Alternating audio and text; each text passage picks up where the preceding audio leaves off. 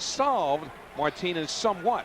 Well, to put it simply, Mark McGwire said that Pedro Martinez last year was the best pitcher in either league.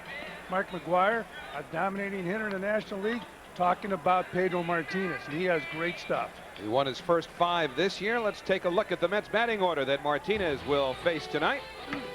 Brian McRae back in the leadoff spot. He's in center field. Bernard Gilkey batting second and left with Mike Piazza, who certainly drew a lot of attention related to Hideo Nomo's trade to New York, behind the plate with Olerud at first, still leading the league. Baerga at second, Alfonso at third, and yes, there's a DH when you play in American League ballparks. Matt Franco with Butch Husky in right. Luis Lopez at shortstop. Ray Ordonez getting the night off. But Martinez, I guess, once he picked up that circle change, or I guess some look at it now as a straight change, that made all the difference for him, didn't it? Well, he has a great changeup, and he's dominated hitters in the National League and now in the American League because of that changeup. And he can get the fastball up there. He can overpower hitters. Martinez relies on the fastball and the straight change. This year he had a viral infection which set him back. He lost a lot of weight, and he could ill afford to lose weight. Last time out for Pedro Martinez was last Sunday at Yankee Stadium. Red Sox scored 11 runs in the 3rd inning, wound up winning the game 13-7. And so here's McRae. Did not start the last game in Pittsburgh. He had a slight hamstring problem, and takes the first pitch from Martinez inside for a ball. McRae at .239, 4 homers, 24 RBIs. Somewhat better hitter from the left side than the right. And that's fouled straight back. You heard a lot about this ballpark as far as the Green Monster. Everybody thinks that's the attractiveness of hitting in this ballpark. Just as attractive as the background, you get a good look at the pitch because of the big green background. If you have never been to Fenway Park and you have a chance to get up here and watch a ball game or two, one thing you'll notice immediately when you see that green monster, and this is basically a one-level ballpark anyway, so you have pretty close proximity no matter where you sit, but you get the feeling you could fungo a wiffle ball off that left field wall. It's so close. Or seems to be. Go easy with that. It's not that close. I said you get the feeling you could do it. That's the, I mean, listen, that thing screwed up a lot of hitters over the years, present company excluded. Easy. Great place to hit. Even Howie Rose can hit that wall. On the outside corner, McRae is gone. So Martinez spots the fastball, 1 man away. Well, the biggest thing for a hitter playing at Fenway Park is don't change anything. Swing the bat the way you would swing it any place else. Same with a pitcher. Pitch the same way. And right there, Martinez puts it right on the corner above the belt and gets McRae looking. So 1 man away. Bernard Gilkey coming up. Outside for a ball. Defense is important in Boston, even with the Green Monster. Garciaparra and Valentin, 17 errors on the left side of that infield. And the fastball. 1 ball, 1 strike to Gilkey, who has struggled against Martinez. By the way, the left side of that infield is good despite the 17 errors. Garciaparra, one of the better defensive shortstops in all of baseball. And the breaking ball. 1 and 2 to Bernard. Was a nice shot. There's Garciaparra out of Louisiana Tech. I should say Georgia Tech. He roomed with Jay Payton, who was in AAA with the Mets. Gilkey smashes it the other way. This one headed towards the wall, but it's cut off in right field by Lewis. Gilkey trying for second, and he's in there with a double. So Gilkey shoots one up the alley. And the Mets have a 1-out runner in scoring position. He fooled him with the breaking ball, and he said, you know what, I think I can sneak the fastball by him. He couldn't do it. Nice swing. Gilkey, those eyes bulging as he swings the bat and hits the ball in a gap and hustles around the bases into second base with a double. Ball cut off by Darren Lewis. So the Mets have a runner on second base in scoring position for Mike Piazza. And Piazza has handled Martinez pretty well. 7 for 17 with 3 home runs, but the fastball rides high. One of the most outspoken pitchers concerning Mike Piazza when he was traded away from the Dodgers. As far as Dodger pitchers were concerned, Ramon Martinez. There's Hideo Nomo. What you can't see under that jacket is his uniform number. Charlie Samuels gave him Doc's old 16. Piazza fouls it off. And Charlie was very close to Doc Gooden. Charlie's a little nervous. He was telling me before the game, I don't know about this. I mean, let's face it, Hideo Nomo is certainly a high-profile player in the league and deserves to wear the number of his choice. But he's afraid about how Dwight's going to react to it. He says, I know my phone's going to ring tonight or tomorrow morning. Nomo could care less as long as he's got his number. Mike Piazza led all hitters in interleague play. We showed you that graphic a moment ago. He's comfortable against National Leaguers and American Leaguers. It'll be a 1-1 to Piazza, and it rides inside.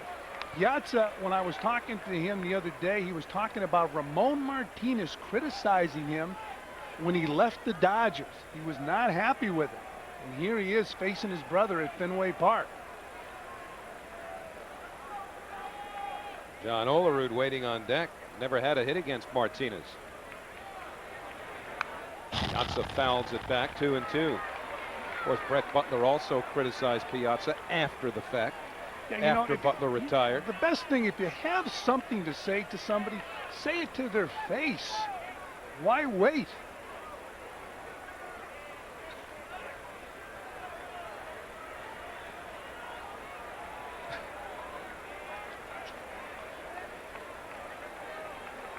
Gilkey double. He leads from second with 1 out.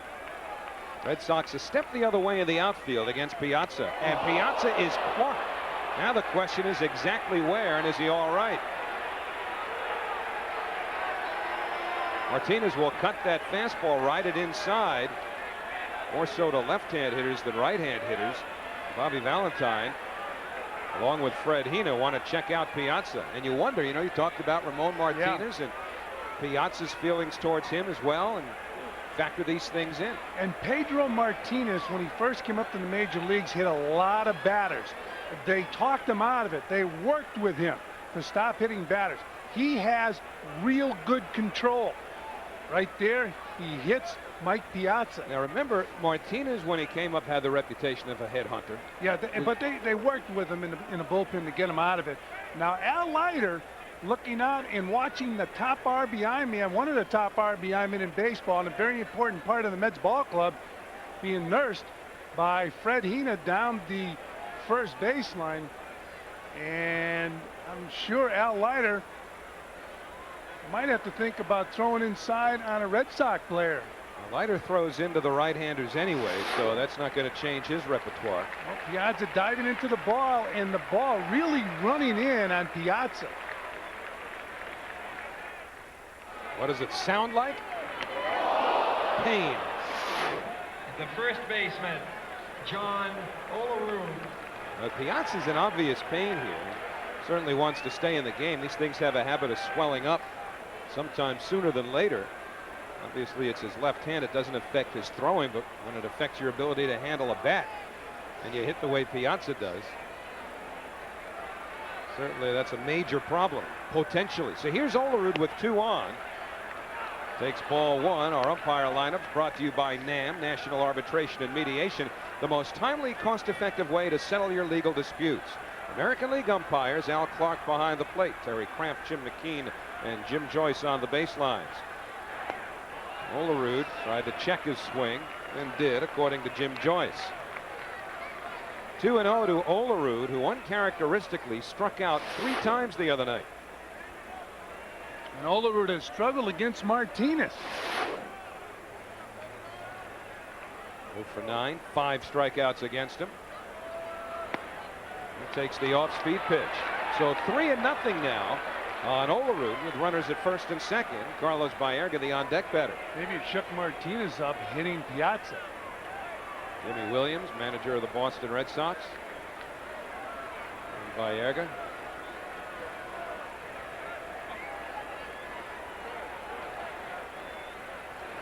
And the 3-0 over at the knees.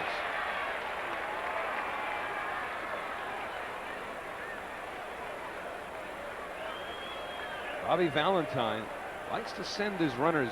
A lot of managers over the last 10 or 15 years have really gotten more into running on 3-1, putting the hit and run on 3-1. They're not going here, and Olerud fouls it back. Seems that the Red Sox and teams that come in here and play the Red Sox should take their running game away from them. This is a ballpark where managers seem to want the hitter to hit the ball and utilize that bat. You don't see very many bunts. You don't see many guys trying to steal bases. Red Sox don't really have a running game. Fewest stolen bases in the American League. Jimmy Williams has him off to a great start. Now the runners go, and Olerud fouls it back. You agree with that point, though, about the 3-1 count where managers, I think, really over the last 10 years or so, more than ever before, seem to be more aggressive on that count. Used to be you get to 2-1 and say, all right, that's as close to the automatic hit and run count as possible. Yeah. Now they're doing it 3-1. Well, I agree with that. I think that the 3-0 pitch is a time where you should become more aggressive. Most managers are passive on the 3-0 pitch. So they were running 3-2 before. You figure they will again. And they are. And Olerud lines it to center. Around third is Gilkey. He scores. And Olerud has an RBI single. The Mets are leading by a score of 1-0.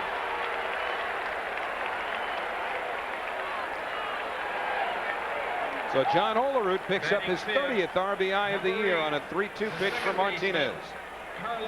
So John Olerud going down, head down on the ball, and he does what he does best. Hits the ball where it's pitched, right back up the middle into center field, and once again driving in a key run for the Mets. So his first hit ever against Martinez delivers a run, and now it's Carlos Baerga, and he has owned Martinez. 7 out of 10 against one of the elite right-handers in baseball. But the change on the outside corner. Funny how when you watch Baerga now, when he's swinging a good bat, very aggressive, even when he gets in the batter's box. When you're struggling with the bat, you're passive, as Mike Piazza leads off second and Olerud off first.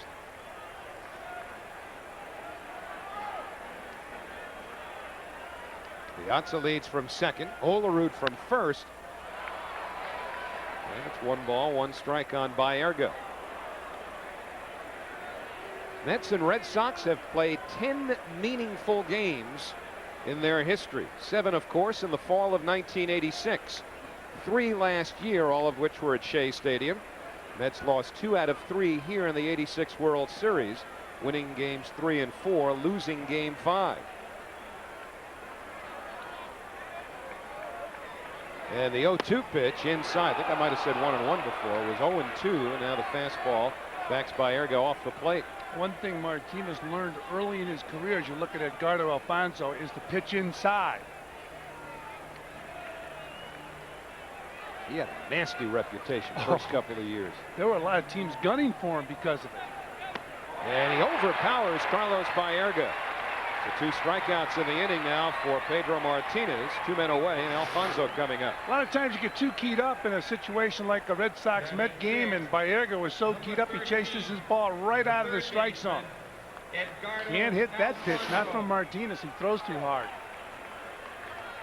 You know, sometimes you're so geared up when the game starts and you get in the batter's box, you're so aggressive, sometimes too aggressive.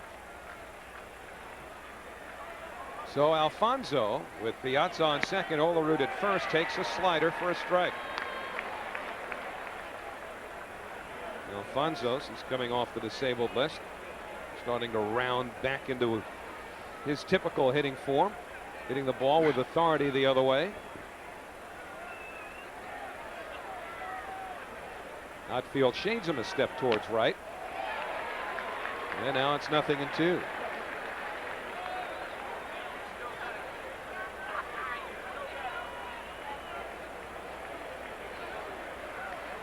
Alfonso hit leadoff most of April. Very rarely during the month of May, at least before he got hurt, and then batted leadoff on Wednesday in Pittsburgh when Brian McRae took a rest. Tonight, Ray Ordonez has the day off. And this will be an 0-2 pitch.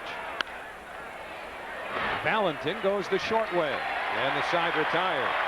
But the Mets break on top. RBI single by John Olerud off of Pedro Martinez. Mets 1. Leiter goes to work. Mike Piazza in the back of the left hand, and he's been removed from this ball game. In the dugout, the This is while we were away at commercial, and Mike Piazza removed from the ball game. Had to go in and get some ice on that hand. Probably have it x-rayed also. So a new catcher for the Mets. The home run hitter in San Francisco, Alberto Castillo.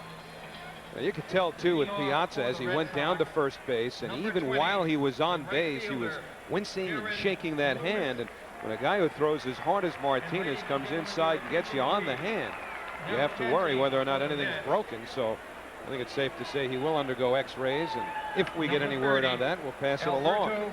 Meantime, the Red Sox will go after Al Leiter. Darren Lewis, leadoff batter, playing right field.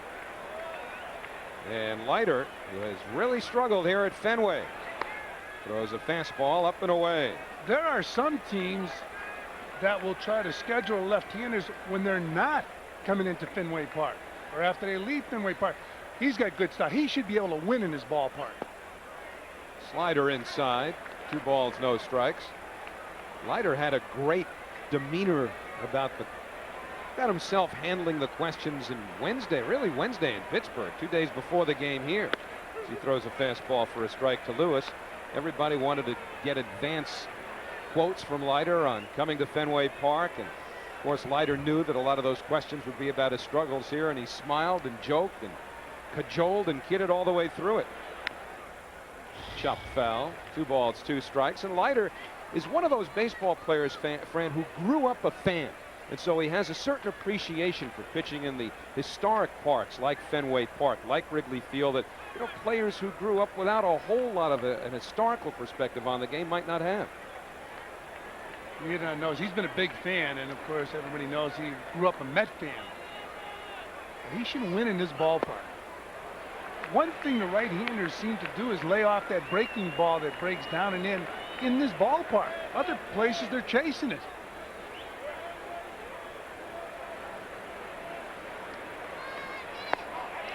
Ball 4, and Darren Lewis is aboard. It looked like Al Leiter threw a straight change there.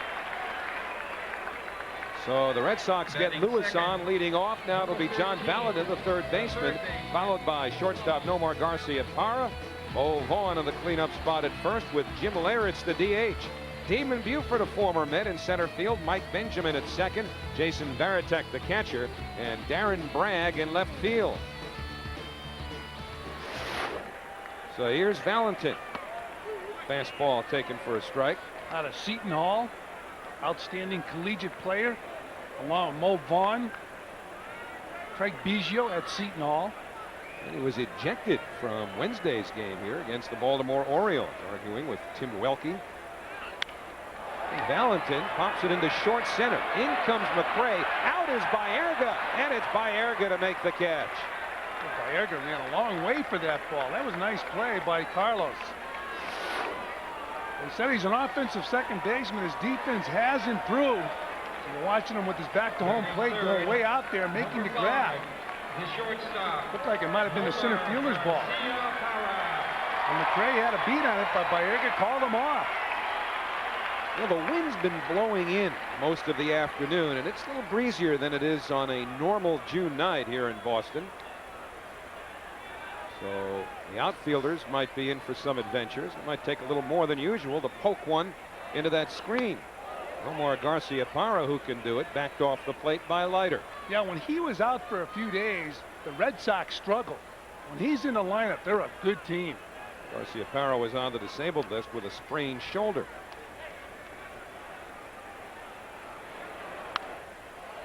Fouled straight back, 1-1. And behind Al Leiter defensively, the Mets set up with Luis Lopez in his 4th start at shortstop. Ray Ordonez, who didn't look very pleased, is not in the lineup for the first game of this 3-game series. Garcia-Parra fouls it off his leg. It's 1-2.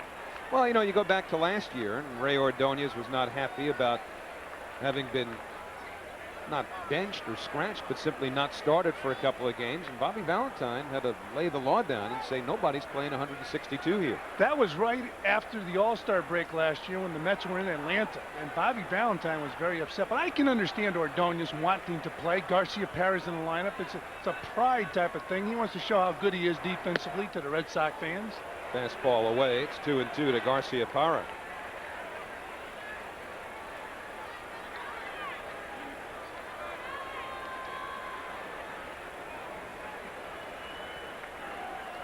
Mo Vaughn waiting on deck.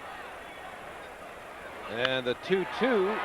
Lopez to Baerga. And Olerud a double play. So Vaughn will have to wait.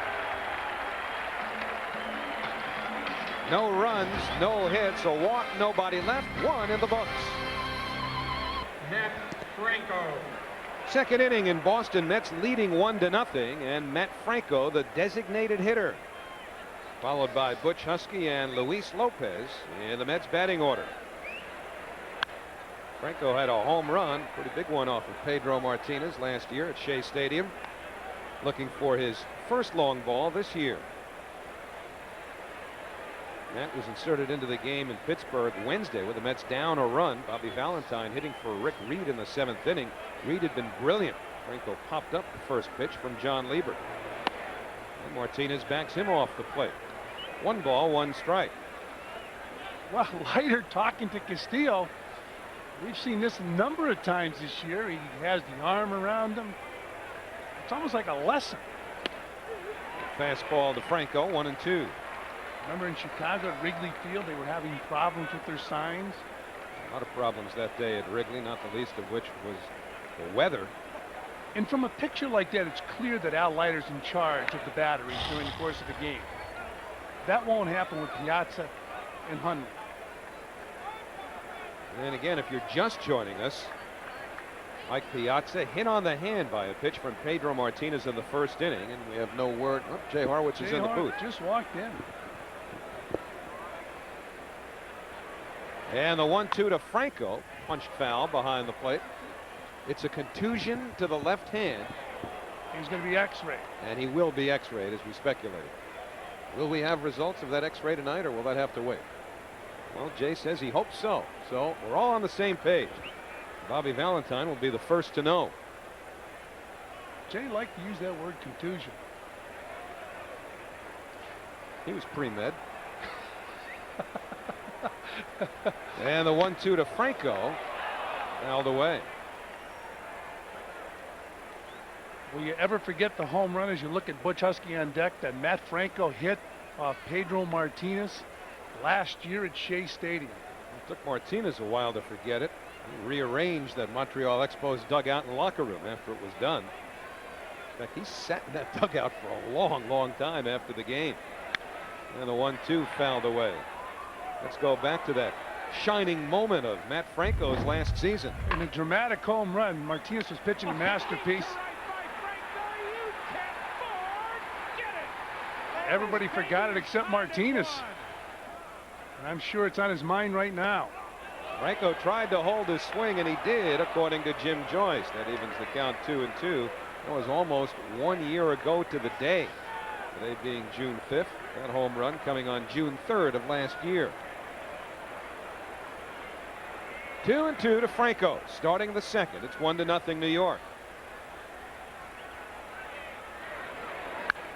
And the breaking ball fouled off. A lot of the media, especially those who are local Boston media who don't travel, were besieging Mookie Wilson over the last few hours, getting his recollections of 1986. First time the Mets have been here since their World Series showdown that year. Did play an exhibition game here that season. And Franco is down on strikes. Now that World Series was nothing special to the last couple of games. In fact, the first game was a yawner until Tim Tuffle got beat through the 5-hole. Kidman steps in with 1 down. The pitch, ground ball to second. Tuffle has it go between his legs. Strawberry picks it up. Here comes Rice. Throw coming to the plate to Carter, not in time. Throw to second, not in time. Red Sox lead. And won the game 1-0 as Husky takes a breaking ball, 1-0. Jim Rice is in the ballpark as the batting instructor with the Red Sox tonight. Mookie and Rice, the only combatants from that series in uniform in any capacity today. There's Jim. He's hit some long home runs. See that little spill of the cup towards the camera?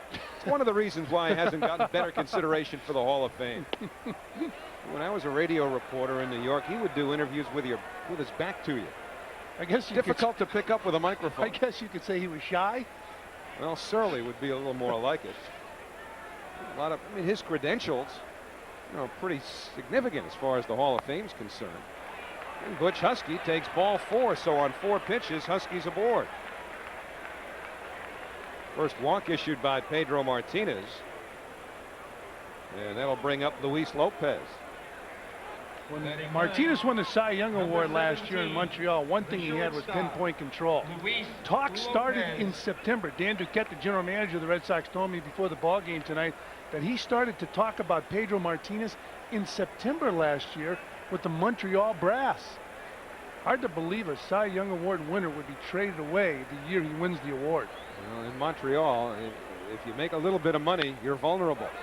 Lopez grounds to second. They get 1. And a nice pick by Vaughn to complete the double play. So Benjamin starts it. Vaughn finishes it. And the Mets are done in the second. No runs, no hits. The double play leaves no one on base. Still 1-0 New York.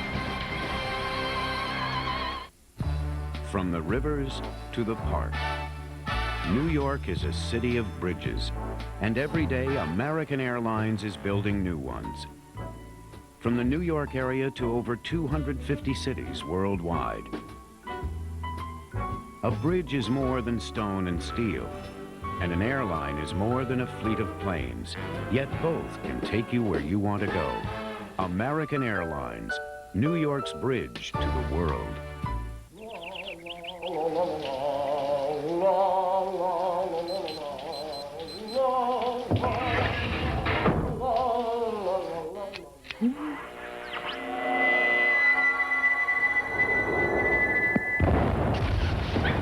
Sorry, the New York Lotto jackpot is now $15 million. That's $15 million.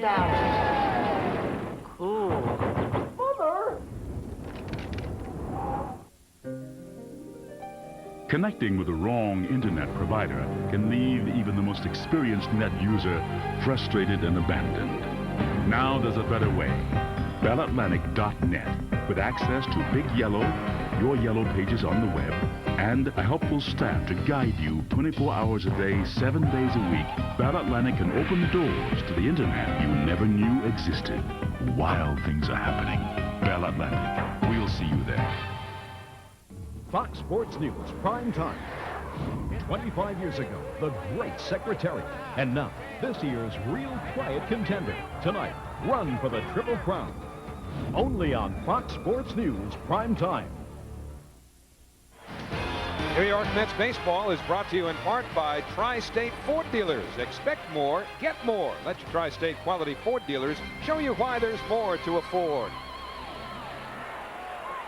Last of the second as Pedro Martinez talks things over in the Red Sox dugout. Martinez along with his catcher Jason Varitek. And here's Mo Vaughn. Cleanup hitter, first baseman, and a great changeup by Leiter. Mo Vaughn having another solid season offensively. He's a decent first baseman. Probably will not be with the Red Sox after this year. He is a free agent at the end of the season. And the fastball off the outside corner. What do you think? Is Mo Vaughn bound for the Hall of Fame? Well, some feel that Jim Rice belongs there. And this comparison is almost mind-boggling. Down to the point, almost to the home run, almost to the RBI. Inside 2-1. I mean, that's almost impossible to play that many games and have virtually identical statistics. Vaughn might have a better shot at the Hall than Rice, and this may be debated forever in terms of whether it's right or wrong, but Vaughn's a better guy, and the media warm up to Vaughn in a way that they did not to Rice. I agree with you, and it is wrong. If Rice belongs in the Hall of Fame because of his stats, so be it. Put him in. 3 balls, 1 strike to Vaughn. And he hits that one hard. McRae over, and he has to play it on a hop. Vaughn will hold on at first with a long single. First hit for the Red Sox off of Leiter.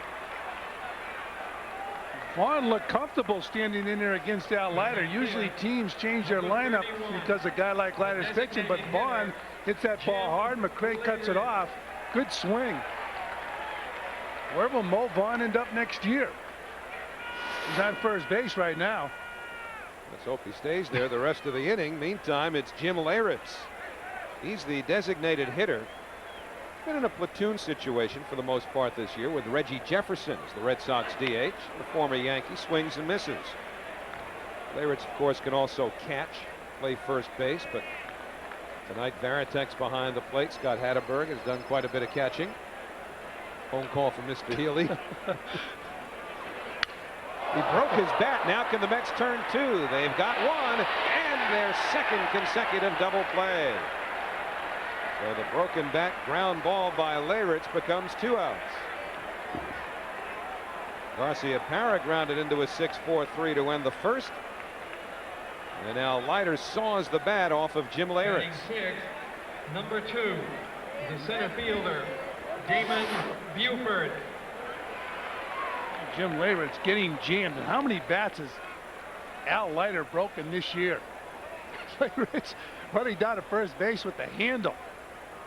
And the pitcher's delight, the 6-4-3 double play. Well, it's Leiter in a nutshell now. We talk about his propensity for pitching inside to right-handers, and he can break a lot of bats, and this time was able to help turn a double play, or at least induce the ground ball that started one. Leyritz looks over the remnants. It looked like this is my gamer, and I'm going to use it despite it being broken. He looks depressed. Looking at his gamer. Move on, Jim. 1-1 to Damon Buford. And again, the slider. 2 balls, 1 strike. Buford just came off the DL. He had a sprain in his knee, right knee. What Leiter did to Leyritz, you expect about Leiter, even at Fenway Park, where he has struggled.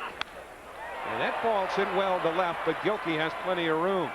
Remember, the wind's been blowing in, and Gilkey makes the catch to the side retired. No runs, a hit. Double play erases Vaughn. Still 1-0 New York.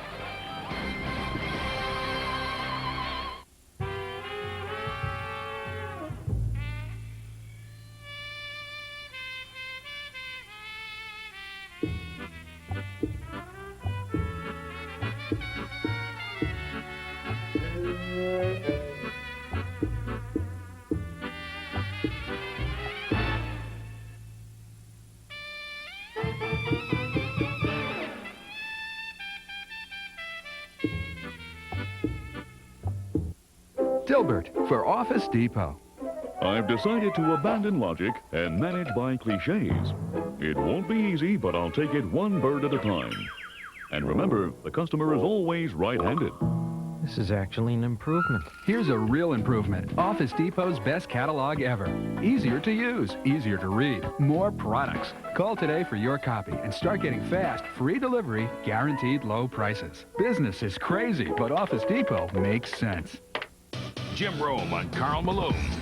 Don't joke with me. Lock me up this summer or I am gonzo. Rome on Base Brawl. It was a gutless, reckless act, and it's all on Benitez. Rome on Foreman Holmes. Yeah, I need a 50-year-old fraud going up against a 49-year-old former champ like I need a hole in my dome. Rome on bowling. Anything that you get better at as you consume alcohol is not a sport. The Last Word, weeknights on Fox Sports New York. Monday, interleague play returns to Fox Sports New York. Mike Piazza and the Mets are back to charge up the Big Apple when Tampa Bay makes its first visit to Shea. The Mets sting the Devil Rays, and Fox Sports New York has it Monday at 7:30.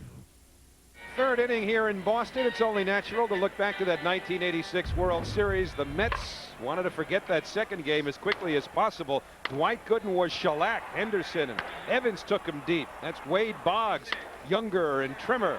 Marty Barrett going the other way as the Red Sox blew the Mets out, frustrating Gary Carter and Davey Johnson. In fact, Davey Johnson, the Mets manager at the time, probably instigated the turning point of the series. He canceled the workout between games 2 and 3, which wasn't all that popularly received by members of the media, but he felt, hey, listen, just shut it down for a day. And then they came back for game 3. Lenny Dykstra started it off with a home run off of Oil Can Boyd. And the Mets eventually, as you know, came back to win the series. Right here, it's the third inning. Brian McRae struck out looking his first time up. No balls and 1 strike. Mets would win Game 6. Legendary Saturday night Game 6. Bill Buckner had an even bigger 5-hole than Tuffle did in Game 1. That's pulled foul. And then there was a rainout the next night, so Bruce Hurst, who had beaten the Mets twice in that series, got a chance to pitch Game 7. Had a 3-0 lead. Mets tied it, eventually won it to win their second World Championship.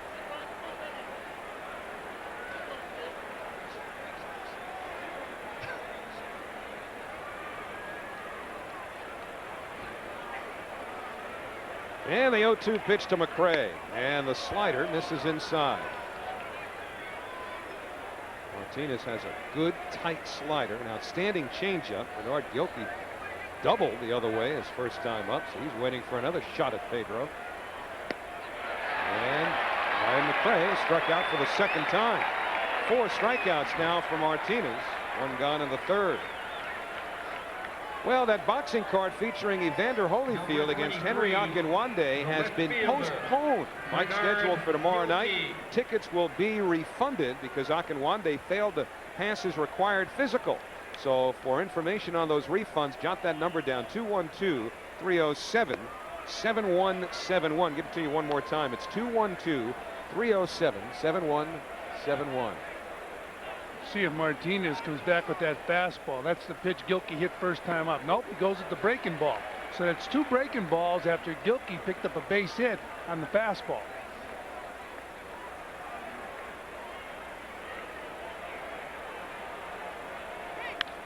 And Gilkey pops it up into short left. Darren Bragg coming in.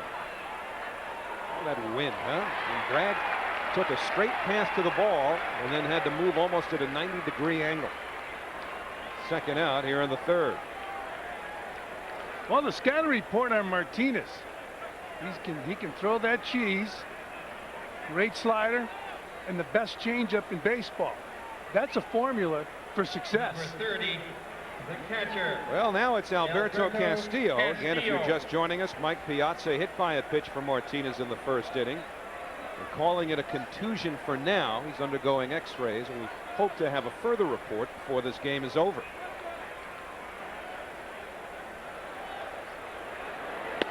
And 0-1 to Castillo. Well, Martinez in the first inning with the runner on base ran the fastball in on Mike Piazza. And Piazza needs x-rays. There's a shot of him leaving the dugout, heading to the clubhouse. Castillo wants time. Now listen, you've no doubt been in situations like that. As hard as Martinez throws, will you be surprised if there's not a broken bone? Well, you know, I mean, based on where it hit him. Yeah. Top of the hand. And the slider misses to Castillo. 1-1. Well, you're vulnerable because you don't have any muscle to take the brunt of the blow from the ball. Plus you got those thin bones too on top of the hand, which make them even more vulnerable.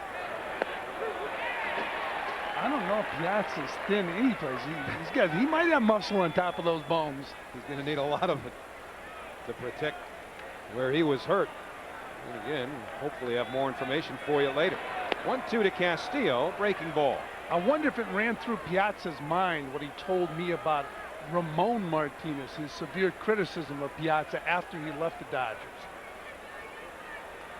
Well, they will always speculate about Martinez's intentions, and that goes back to his first couple of years. Castillo hits it deep to left field, and that ball is gone on the screen.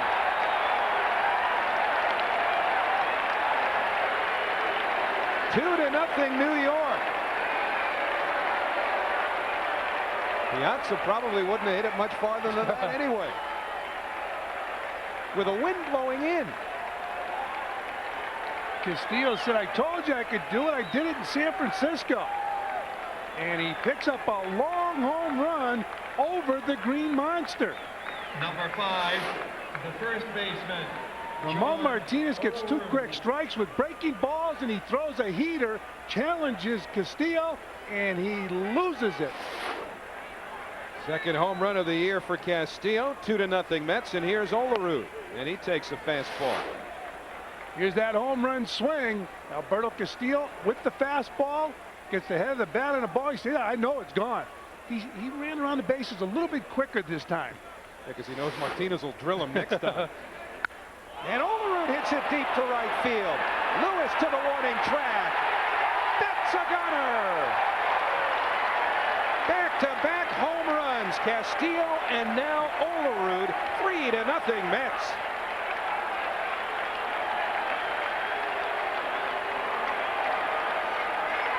And up until this game, Olerud has struggled against Martinez in the past. And now has a single and a home run. Martinez not throwing the ball by the hitters. We talked about the viral infection he had earlier in the year. He lost a lot of weight, and he didn't have good mustard in that fastball, and Olerud turned on it. So 3-0 the Mets. Well, you know, Martinez is an emotional pitcher, and you wonder, had he lost his concentration because of Castillo here? I don't think so. Right there, that's a good pitch for Olerud to hit. Well, a home run will force a pitcher to lose his cut. Whoa! Baerga almost gave Martinez a haircut. So 3 straight hits, 2 of them homers, all coming after 2 were out. The concentration's important, but Howie, Martinez does not have the zip that we've seen him with that fastball. And when you don't have the good zip in a fastball, your changeup becomes ineffective. John Valentin, the third baseman, talking to Martinez. Jimmy Williams looking on. All Valentin wants to do right now is to get Martinez to refocus. Joe Kerrigan, one of the outstanding pitching coaches in baseball, pitching coach here with the Boston Red Sox. He had Martinez up in Montreal. The last trade, as you look at John Olerud, who just hit a home run, the last trade Dan Duquette of the Red Sox made as a general manager in Montreal was for Martinez. So now it's Alfonso, takes a fastball for a strike. Fonzie bounced into a fielder's choice to end the first inning. 3-0 New York now. Olerud's driven in 2 of the 3, single and a home run. And Castillo hits one over the green monster onto the screen. Slider in the dirt.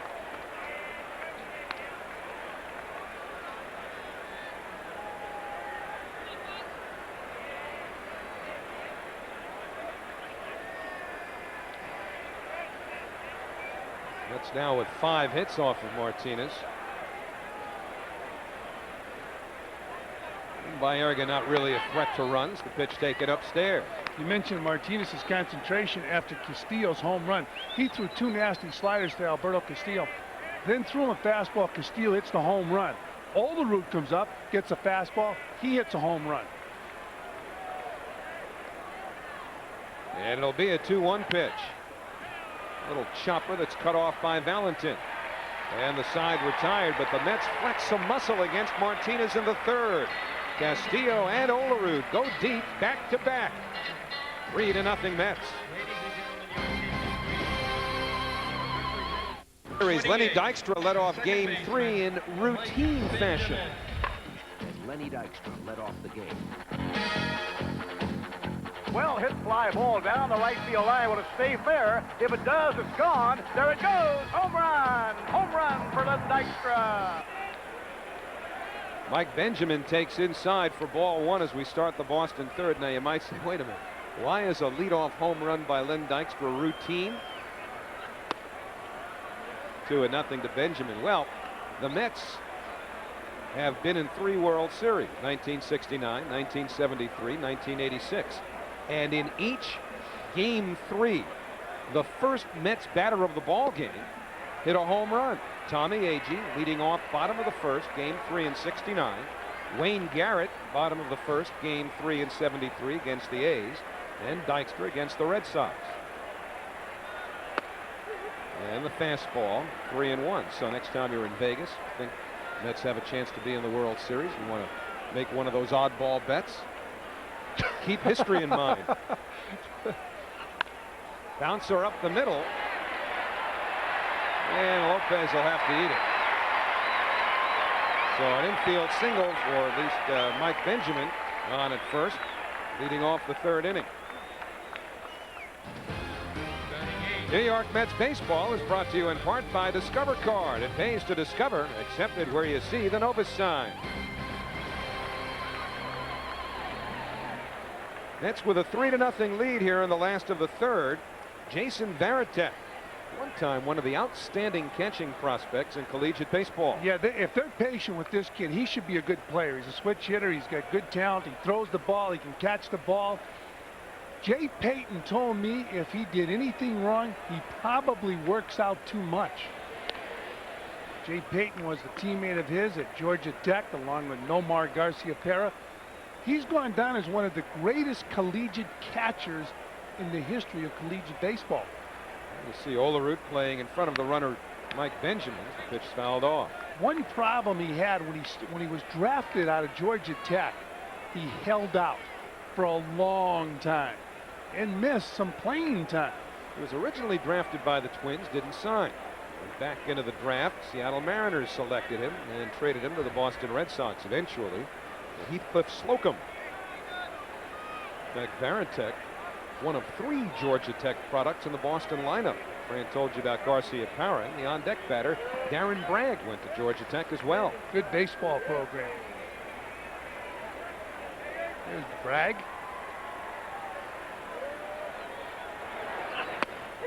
And a fastball, 0-2 to Varitek. And one of the best hitters on that Georgia Tech team, Jay Payton. Unfortunately for Jay, his career's had setbacks because of injuries. Speaking of working hard, the Mets were amazed at how hard Jay Payton worked. Off-speed pitch away, 1-2 now to Varitek. But Payton told me Varitek would go in the weight room and he would be in there all the time. He would be taking extra batting practice. He would be working on his catching.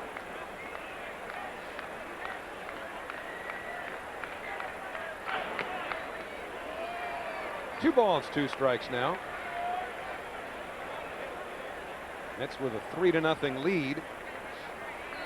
Red Sox now have 2 hits off of Leiter. And again, the wind blowing in tonight makes it even more remarkable that Castillo is able to launch one. And that ball launched past Alfonso. Gilkey gets to it quickly, may have a play at third. Not in time, though. Holding at first is Varitek.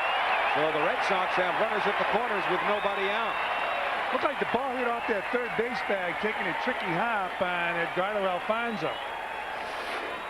Leiter going after Varitek, got the ball inside Varitek, pulling the ball and picking up a base hit. Watch that ball hit the base. Took a funny hop on Alfonso. If the ball doesn't hit the base, Alfonso makes the play.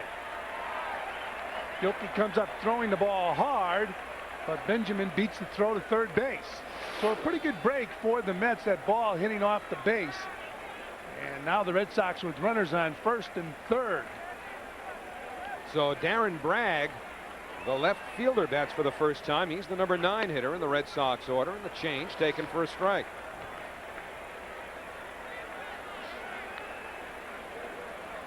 Bragg, also a former Seattle Mariner, came over for left-hander Jamie Moyer. Resuscitated his career at the Kingdome. And that's taken downstairs. 1 ball, 1 strike.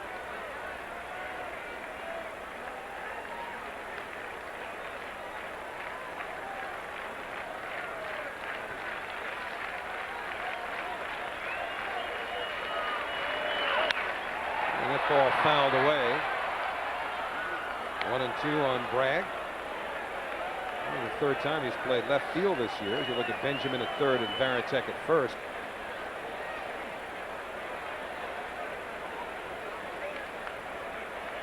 He's played right field most of the time for the Red Sox. Darren Lewis is there tonight. And Bragg's done a good job at least getting a run in these situations. But he goes down on strikes. So Leiter picks up his first strikeout, keeps the runners put at 1st and 3rd, 1 away. The key now is to get a ground ball. This is a nasty pitch right here to Bragg. Number 20, ball bounces in the dirt. Just kept on breaking. Bragg unable to make contact. Now he walked Darren Lewis, who's the next batter, on a straight change, 3-2 changeup his first time up.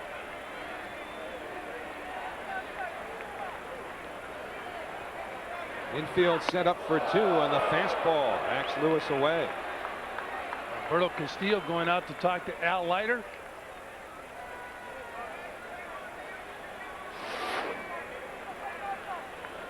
The first pitch to Lewis, way inside. Well, it's easy now to speculate about purpose pitches after the injury to Mike Piazza hit by Pedro Martinez. But remember, Leiter will routinely come hard inside to right-hand batters. Plus, if you're going to throw a purpose pitch and get a hit or in retaliation, don't do it with 2 men out. Not necessarily that he was trying to hit him, just back him off the plate a little bit. Leiter has hit 5 batters this year. 2 balls, no strikes now to Darren Lewis. Bob Apodaca featured in our pregame show. Thank Deck for allowing us to put the microphone on him earlier this season. As the fastball sails away, it's 3-0. John Valentin on deck. And Valentin has a lot of power. You want to get Lewis. Valentin's a guy that's hit many balls up in the screen here at Fenway Park. This will be a 3-0 pitch to Darren Lewis, and it's right there. Lewis is in a good hitting situation because you got to go get him. You're behind in the count. You got to throw him strikes to hit. And the defense for the Mets playing Lewis even up all the way around, shallow in the outfield. Outside, ball 4. The bases are loaded. So 2 singles and a walk. And Bobby Valentine will have to deal with John Valentin facing Leiter with the bases loaded. Second walk Leiter has issued, both to Lewis.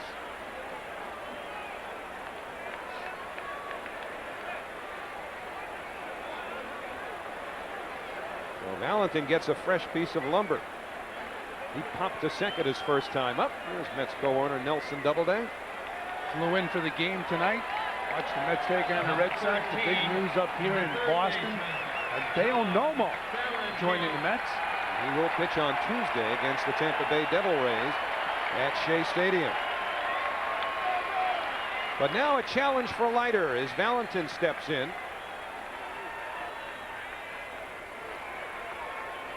Valentin 5 for 17 in his career against Leiter. Mets have the infield back at short and second. In fact, it's back all around as the fastball is taken up and away. Mets with a 3-run lead will try to turn 2 here with Benjamin Varitek and Lewis aboard.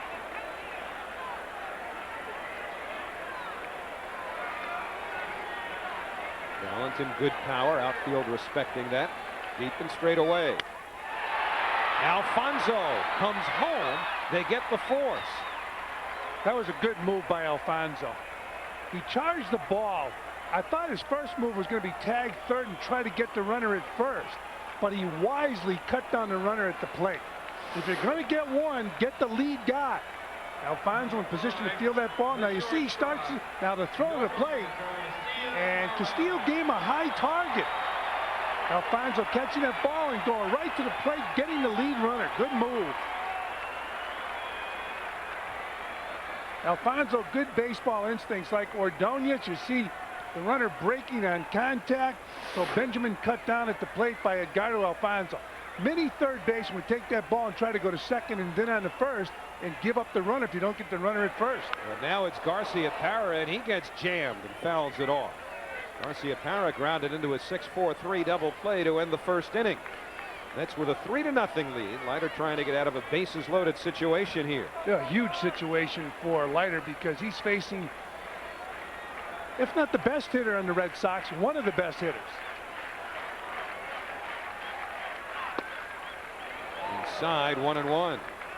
And Al Leiter, a guy who's very animated on the mound, does not hide anything. Look at his reaction. See Castillo pointing down to Alfonso. Good decision to go home. 1 ball, 1 strike, 2 outs. Leiter with the bases loaded, working from the stretch. And that's chopped foul. So now Leiter a strike away from getting out of big time trouble. With Varitek at third, Lewis going back to second, and Valentin to first.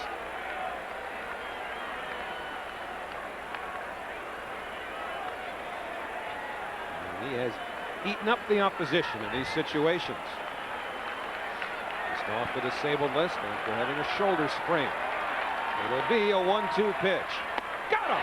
High heat from Leiter, and Garcia Parra's gone. Might be the biggest out of the game when this ball game's all over. So Leiter muscled up in the third, striking out 2. Garcia Parra goes down with the bases loaded. Still 3-0 New York. Well, Al Leiter just worked out of some hot water in the last of the third inning. A couple of strikeouts, including Garcia Parra with the bases loaded and 2 men away. So we go to the fourth inning with Leiter and the Mets leading the Red Sox 3-0. 2 left-handers right there. Number 15, the designated hitter. You see Al Leiter talking to Alberto Castillo, talking about catching the ball and the target. He's had some very animated conversations with Castillo over the course of this season. And again, if you're just tuning in, Castillo catching because Mike Piazza left the game after being hit on the hand in the first inning by Pedro Martinez. So we go to the fourth, 3-0 New York, and here's Fran Healy. All right, Howie. Matt Franco leads it off. He struck out in the second inning. And he pops up the first pitch from Pedro Martinez down the left field line. Bragg goes over, he makes the grab. Not very much room, but Bragg was able to glove it. 1 down. And that'll bring to the plate Butch Husky. Husky walked his first time up back in the second inning. Number 42, the right fielder. Batting .243. He has 44 hits and he's driven in 32 runs. And when you're big and strong like Butch Husky and you can hit a home run, you're going to like Fenway Park. Fastball outside to Butch Husky. 1-0.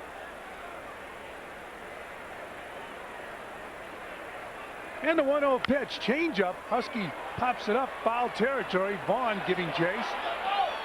And he runs out of room. Maybe unnecessarily ended up on a tarp. I think he was looking for some groceries. Don't pass on the soda. What do you mean by groceries? Oh, looks like he's doing some shopping here. Now he knows he's not going to get this, so he'll climb the tarp and take inventory. Got a Coke, 7-Up, some beer, no peanuts. So he's back to work. Actually, that was a Pepsi down there. And the 1-1 pitch to Husky. Checks his swing, loops the ball in the center field base hit. So Husky with his first hit of the game.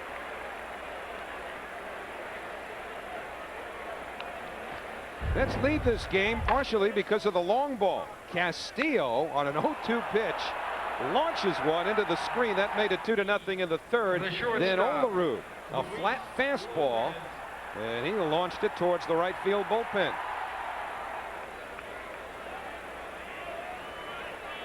So Olerud with 2 hits in his game, a single and a home run. And now Pedro Martinez will take on Luis Lopez, who hit into a 4-6-3 double play in the second inning. And the ball's thrown away. Husky on his way to second base as Benjamin goes over and picks it up. Husky will hold his ground at second. And a break for the Mets. So Butch Husky now in scoring position for Lopez. Well, Husky on his way back to the bag, but a poor throw by Martinez, who threw it well to the right side of Mo Vaughn. Not a first baseman or left-handed first baseman, meaning, of course, they wear the glove on the right hand. But here Vaughn had to reach across his body and had no chance to come up with what looked like a slider that Martinez threw on a pickoff play. So it's 3-0. The Mets on top of the Red Sox. We're in the fourth inning at Fenway Park in Boston. Interleague play. Luis Lopez takes a strike. That pickoff throw had a lot of movement on it. He has a good quick move to first base. I bet he might catch Mo Vaughn sleeping a couple times during the course of the season. It's 0-1 on Lopez. Husky leading off second base. Fastball down and in. 1 ball and 1 strike. And you talk about this ballpark, and for years how you'd hear so-and-so's get an ideal swing for Fenway Park. I'm not sure who had a real good swing for Fenway Park. It usually was a right-hander to hit a lot of home runs. Outside to Lopez. 2-1. I'll tell you what, Bernard Gilkey was out here early this afternoon, and we've shown you so often over the years how his eyes just have a habit of almost popping out of his head just as the pitch is about to get into the hitting zone. They did about the same thing when he came here. Look at the eyes. Thanks, Gilt. That's right on target, right on cue. And they did the same thing when he looked out to that monster out there. And Lopez drives the ball to deep right field. Lewis in pursuit. Home run! Luis Lopez, a 2-run shot, and the Mets lead the Red Sox 5-0.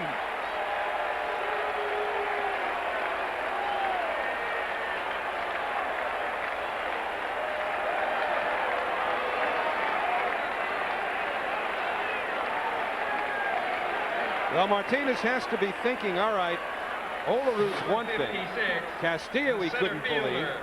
And turning on what looked like, at least from that angle, another flat fastball was Luis Lopez. Remember the ball that he threw Olaru for the home run had no life on it.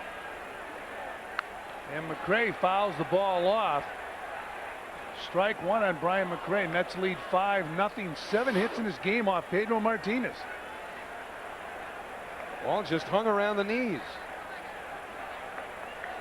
And Lopez drilled it. He wasn't thinking home run until he rounded first base. And McRae takes the ball, so it's 1-1. You know, the professional home run hitters, they know when they've got one and they go into their trot. Lopez he couldn't believe it until he got across the bag at first base. And he didn't exactly take the Cadillac trot around the bases either. So it's been Lopez, Castillo, and Olaru. 1-2 pitch to McRae, up high. 2 balls and 2 strikes. The thing with Martinez though tonight is that at times he has blown his fastball by hitters. He went up to Carlos Baerga, overpowered him in the first inning, striking him out swinging. Up and in to McRae, 3-2. Got McRae swinging last time.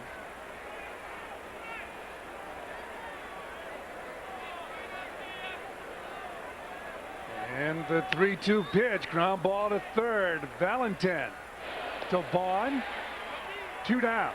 Maybe the Mets are changing everything this year. Remember last year they went into Detroit, played 3 games at Tiger Stadium, gave up 14 home runs and didn't hit one. Well, they wound up closing the gap on the American League, largely because of what they did to Toronto late in the season. And the American League teams ended up winning 1 more than the Mets did during Interleague a year ago. Right here, they have launched 3 home runs off of Pedro Martinez. And Bernard Gilkey takes outside, ball 1. He's 1 for 2 in his ball game. He doubled in the first inning and came around to score the first run, scoring on a single off the bat of John Olaru. And he hits a drive left field. Bragg looks up. Gone! Home run, Bernard Gilkey. The Mets are on fire tonight.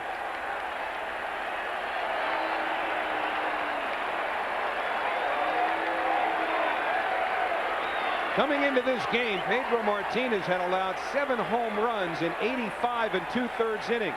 The Mets have now hit 4 in the last 2 innings. Bernard Gilkey, the latest, no question about this one either, as it's high atop the screen, about halfway up. And again, a ball that just runs middle of the plate in, about knee high. And Pedro's getting a little tired of seeing this happen. Now Castillo's the batter. Hits on top of it. Valentin gloves it. The flip to first. That'll do it for the Mets, but they pick up 3 runs in this inning. It's Affable mood in Pittsburgh the other day, talking about Fenway. It didn't really start out that way when Matt Loughlin grabbed him. Batting for the Red Sox. How have you done against Vaughn? I don't know. You guys are jinxing me. Come on, you know. Oh, tell me a number. I don't know what the number is. I don't know. Everybody He's a knows tough what they hitter. do against Major League hitters are fine hitters, and every hitter I respect immensely, and he's a tough out. That's right out of the cliche school, and Leiter knew it. He was just having fun with Matty. Al Leiter against Mo Vaughn coming into this game 5 for 19. At least Vaughn was 5 for 19 against him with 1 home run. And then Vaughn singled leading off the second inning. So he's 6 for 20 and he steps in. Tries the ball deep right field. Husky looks up. Home run, Mo Vaughn. So Al Leiter said he's a good quality hitter.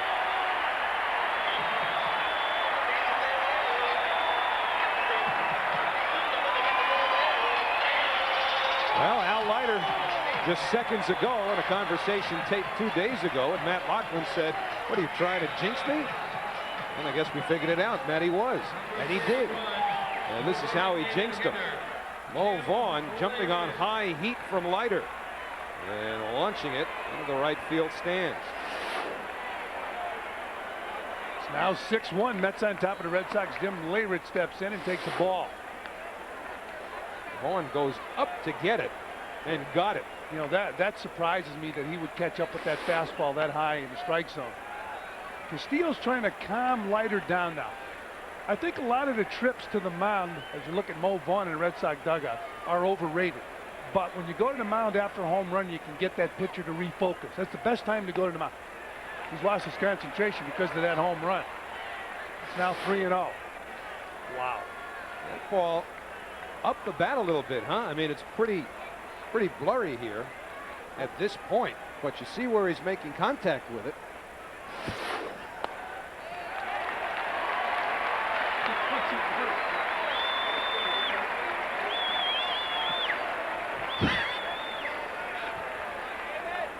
We are having telestrator problems. Jim Leyritz draws a walk. Bob Apodaca could care less about the telestrator. His concerns about Al Leiter. So what we tried to show you was just how powerful Vaughn is, that he's able to get a ball up the bat like that. Couldn't tell you because of that blur if it was much higher than the sweet spot, but the way Vaughn launched it certainly appeared that he got the sweet spot of the bat on it. You don't see too many home runs hit on pitches that high in the strike zone. Right now the batter Damon Buford. And Buford, his first time up, fly to left field. So Leyritz on first base. And Buford pops the ball up, foul territory. Alfonso calling for it and makes the grab.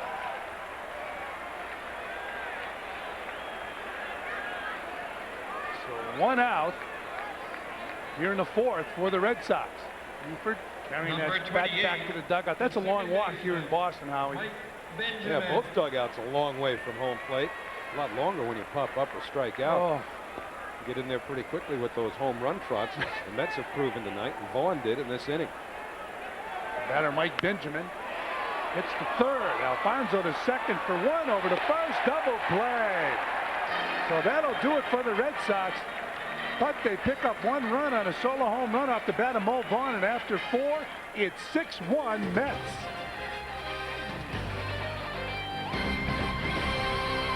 Devils fans, don't make any plans on Saturday, June 27th, because you can attend the official New Jersey Devils 1998 Draft Day party presented by Fox Sports New York at the Pegasus Restaurant east atop the Meadowlands Racetrack.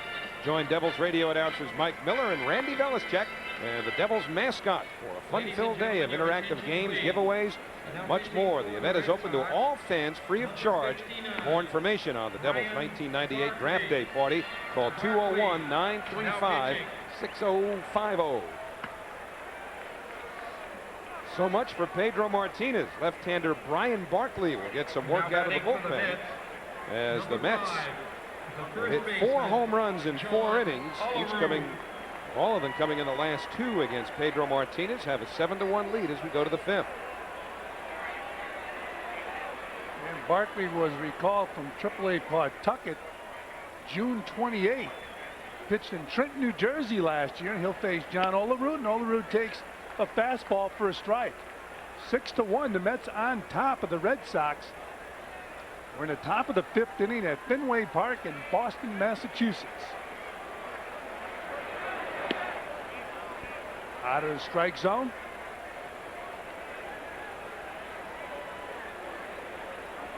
One and one on John Olerud. He'll be followed by Carlos Baerga and then Edgardo Alfonso. Breaking ball for a strike. 1-2. Talking about that Trenton Ball Club, Nomar Garcia-Parra played minor league ball there. They're going to retire his number as you look at Carlos Baerga. How about that? A minor league team retiring Nomar Garcia-Parra's number in Trenton, New Jersey. Olerud pops the ball up. Shallow center field. Buford coming in, but Bragg, the left fielder, makes the grab. Well, the Mets have gone long ball 4 times tonight. And as we think back once again to 1986, Gary Carter went deep more than once in Game 4. Number 8. Swung on, hit high in the air, deep to left field, way back at the wall. Goodbye, home run. Delivery, Carter hits it high and deep. Say goodbye, home run. 2 homers from Carter. The Mets win in Game 4 to even the series. And the batter now, Carlos Baerga. Baerga takes a strike. In this ball game, he struck out his first time up, and he singled to center field in the 3rd. Batting both times from the left side of the plate, so he turns around to face Brian Barkley. And there's a strike to Baerga. 0-2.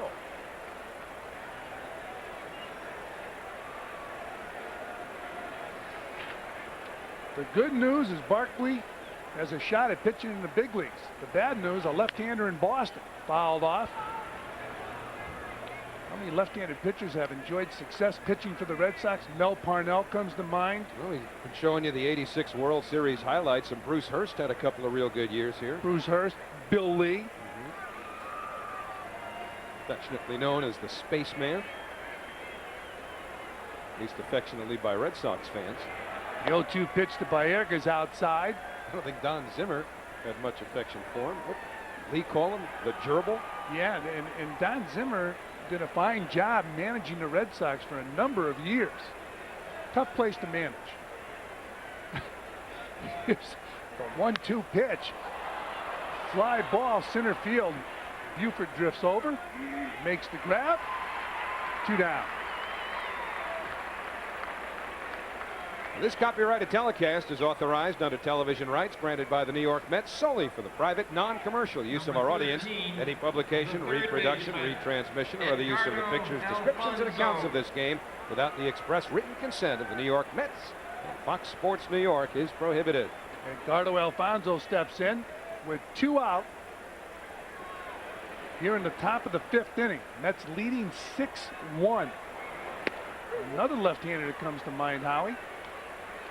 Well, John Tudor had his best years with the St. Louis Cardinals, but was an effective pitcher up here at Fenway before going to St. Louis. 0-1 pitch to Alfonso. Outside. 1-1. Alfonso 0 for 2 in this game.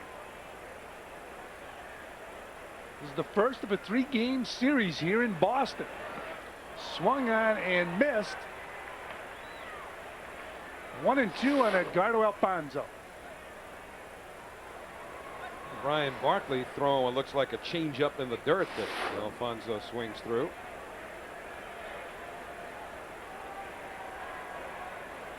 And the 1-2 pitch. Fouled back. So the count remains 1-2 on Alfonso. He's getting his first look at Barkley. Matt Franco waiting on deck. Kid Barkley, you talk about playing in Trenton last year. People should realize that's Double-A ball. He's only a year removed from being a Double-A pitcher. And he just struck out Alfonso, so the Mets go quietly 1-2-3 here in the top of the 5th. But it's been all Mets so far except for a home run off the bat of Mo Vaughn. It's 6-1 Mets, and we'll be back. Docs, now let's take a look at our Aflac trivia question.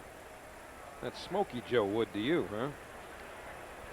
I wonder if the guy with the second best winning percentage also hit about 714 home runs. That's my guess, and I'm standing by it. The big fella. That's right. The Bambino not named Alberto Castillo. Jason Varitek is the batter. Facing Al Leiter in the bottom of the 5th inning, and he takes a strike. So it's 1-1 on Varitek. Leiter made only one bad pitch so far, and gave up a long home run to Mo Vaughn on a high fastball. Throws the curveball to Varitek, and he fouls it off. 1-1 on Varitek. Anybody that's ever grew up here in the New England area had the dream of playing for this organization. Especially you, right? Come on, you told me you played here, or you had a tryout here or something as a 15-year-old. Well, no, it was a high school game. I mean, that was a big thrill. I mean, I was from the western part of the state. Didn't get to Boston very often. I had a chance to play here at Fenway Park in the Hearst All-Star game. Hearst newspaper sponsored that. Up high to Baratek. 3-2 on the Red Sox catcher. Boston, Massachusetts. Landscape behind the wall's been the same probably since 1918, huh? Baratek fouls it off. 1912, when this building opened, those buildings looked like they might just about be 86 years old. The fans loved their Red Sox here in Boston, but it wasn't always like that. Prior to 1967, the Red Sox weren't a big draw. After 67, they became a huge draw. Ground ball is short. Luis Lopez over to Olerud. 1 down. Well, remember the Friday night free admissions deal the Mets have with Pepsi at Shea Stadium. Into the Pepsi picnic area go the first 600 fans with a Pepsi can or bottle free on Friday nights. Every Friday night this season, the Mets are home with the exception of June 26th. And the Friday night action continues on June 19th. And the Mets play the Florida Marlins. Darren Bragg takes a ball from Al Leiter. Leiter with a 5-run lead. It looks like he has his good stuff tonight. Breaking ball misses. 2-0. Well, you have a 5-run lead. You want to get ahead and stay ahead.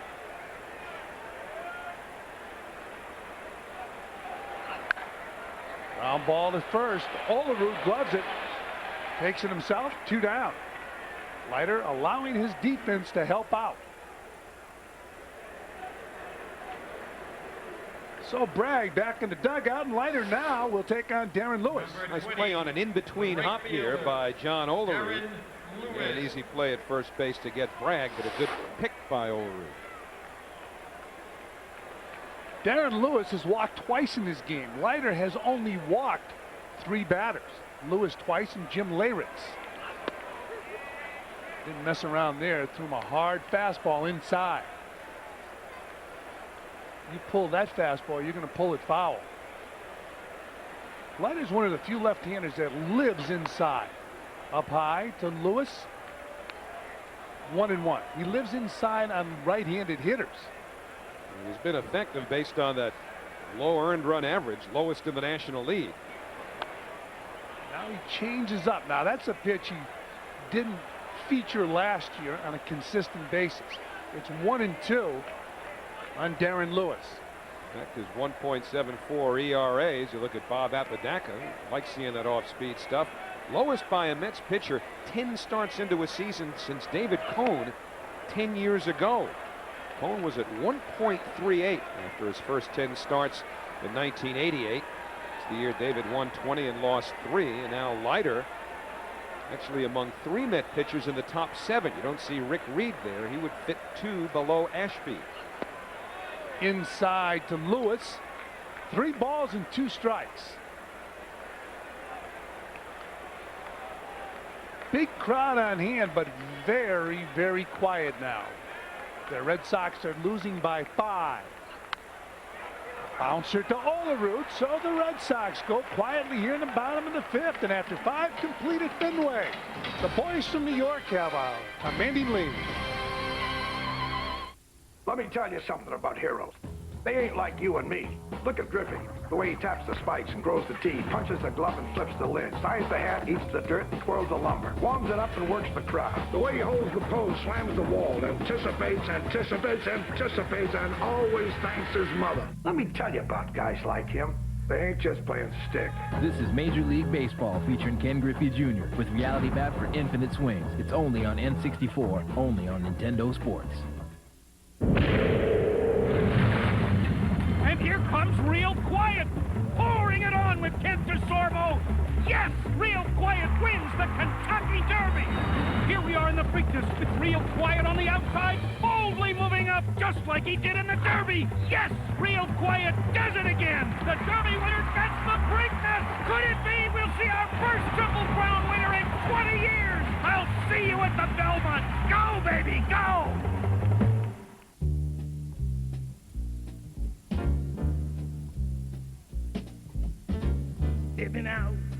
with my baby can't be bad because it feels so good. Never felt quite so sunny, and I keep on knocking wood. Stepping out with my baby can't go wrong because I'm in right. It's for sure, not for maybe, and I'm all dressed up tonight.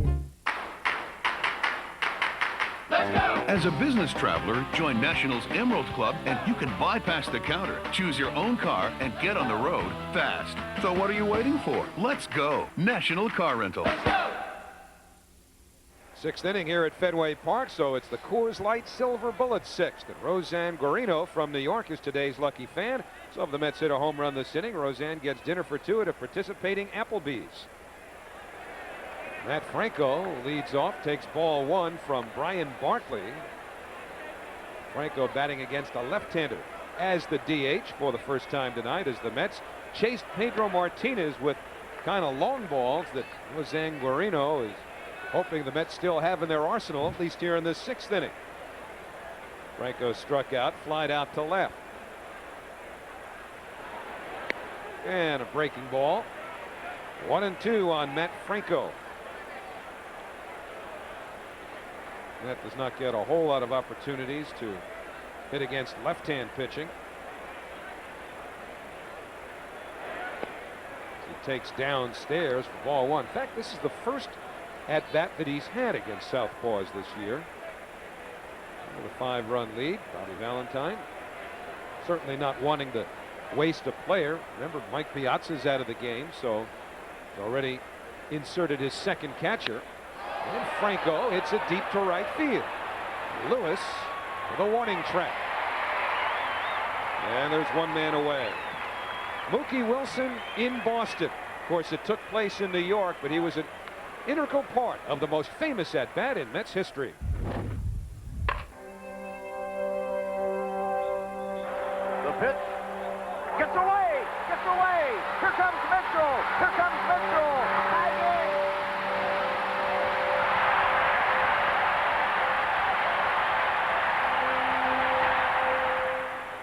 And there was more where that came from. Husky fouls it off. A lot of people felt that Stanley had a problem throwing that ball. Rich Gedman was a good receiver. Should have caught that ball. All of New England felt the same way that winter. Yeah, Rich Gedman should have caught the ball, and he was a good, solid catcher.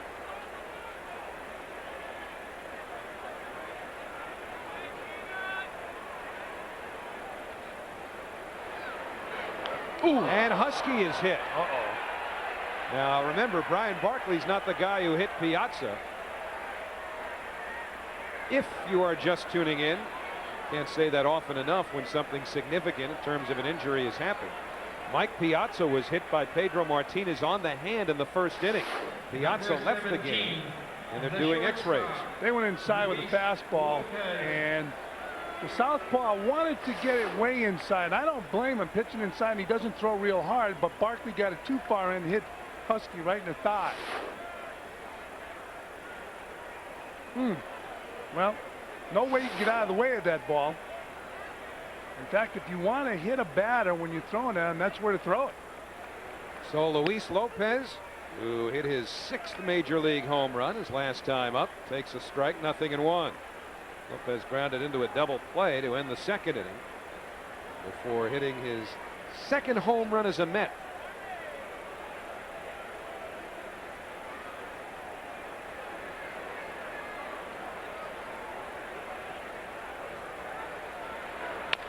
And Lopez breaks his bat on a foul ball. And that's his gamer. He hit a home run in this game with that bat. Yeah, but he's using Fonzie's bat, huh? That was a great shot. That was Edgardo Alfonso's bat. Well, you know, famous. Just snapped.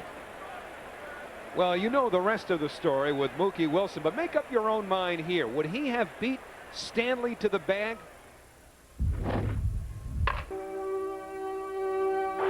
Pitch by Stanley and a ground ball trickling. It is a fair ball. Hit by Buckner. Rounding third base. The Mets will win the ball game. The Mets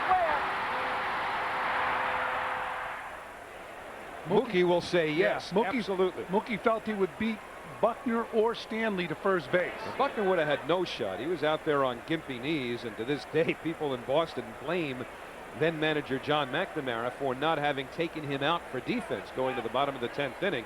But Mookie swears he's going to beat Stanley to the bag, and he probably would have. Bob Stanley caught more of a lumbering type physique. Mookie running from the left side. One of the faster players in the league in those days. Probably wins that foot race hands down. Although Stanley did get a good break off the pitcher's mound, but that was then, almost 12 years ago. Now it's 6-1 New York. And Lopez hits it in the air to right field. Husky halfway. And he'll stroll back to first. 2 men away in the 6th. We saw Lopez break his bat before, but it was really Edgardo Alfonzo's bat. He went back into the dugout, picked up a new bat. You're going to wonder if this is another Alfonso bat. He pops this ball up, and an easy out. So 2 gone. Brian McRae, who's hitless tonight, will turn around and bat from the right side for the first time. 217 right-hand hitter.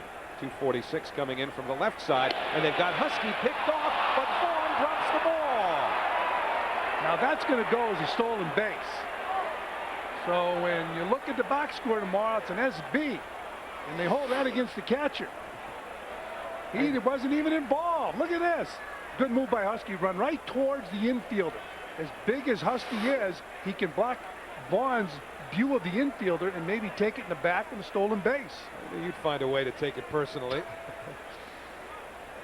So Husky in scoring position for Brian McRae. And the off-speed pitch misses outside. McRae played here often. He's a member of the Kansas City Royals. Here's Husky measuring a short lead from second. And the change. 1-1 on McRae.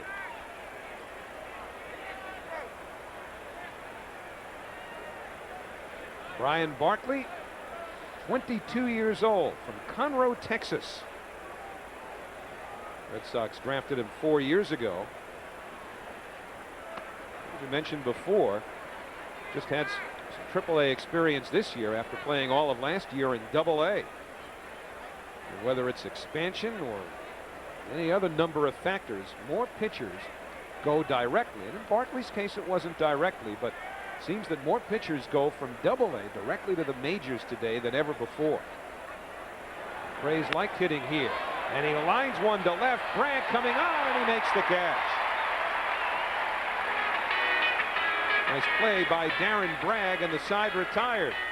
No runs, no hits. A hit batsman, and a nice play. Goes after John Valentin, Nomar Garcia-Parra, and Mo Vaughn. Here in the Red Sox 6th, and the Jeep Eagle game summary, all Mets, at least most of it. How about Castillo with the home run and Olerud? Lopez a home run. Gilkey, Vaughn, Piazza probably would have hit one, but he's getting x-rays. Yeah, but that bottom notation there, really as important, if not more so than anything, because you've got to have vision and see this thing long term. And if Piazza's going to miss any length of time, obviously that's more injurious to the Mets than a win would be to their benefit tonight. 1-1 on Valentin. And the news before the game here was the arrival of Hideo Nomo. He will pitch on Tuesday night against the Tampa Bay Devil Rays. Interesting to see the support that Nomo gets at Shea Stadium right off the bat. Valentin fouls it off. You know, you've got a tremendous Asian American population in the Flushing area, the immediate vicinity of Shea Stadium, but all throughout the tri-state area. You think back to last year when Chan Ho Park pitched for the Dodgers at Shea Stadium. How emotional situation that was as Valentin goes down on strikes. One out here in the 6th inning. A lot of Korean American fans came out to Shea Stadium and flags were waving. That pitch, the old fastball right by Valentin out of the strike zone. A lot of talk tonight was, as you look at that last pitch again, will Nomo and Arabu square off in the series between the Yankees and the Mets. That's 3 weeks from this weekend at Shea Stadium. Nomar Garciaparra had what to this point has to be considered the pivotal at-bat of this game from a Red Sox standpoint. They were down 3-0. Garciaparra, the batter, with 2 outs and the bases loaded in the 3rd inning, and Leiter struck him out. And that's after Garciaparra ended the 1st inning by grounding into a double play. That's going to be the biggest out of the ball game if the Mets go on and win this game. Getting their best hitter to strike out with the bases full. Upstairs, 3-0. And a good clutch hitter. Contusion, left hand. X-rays negative on Piazza. He is day to day. That is good news. The fact that the X-rays were negative. 3 balls, 1 strike to Nomar Garciaparra. Jay loves that word. Contusion. Yes. Practicing before he came into the booth, but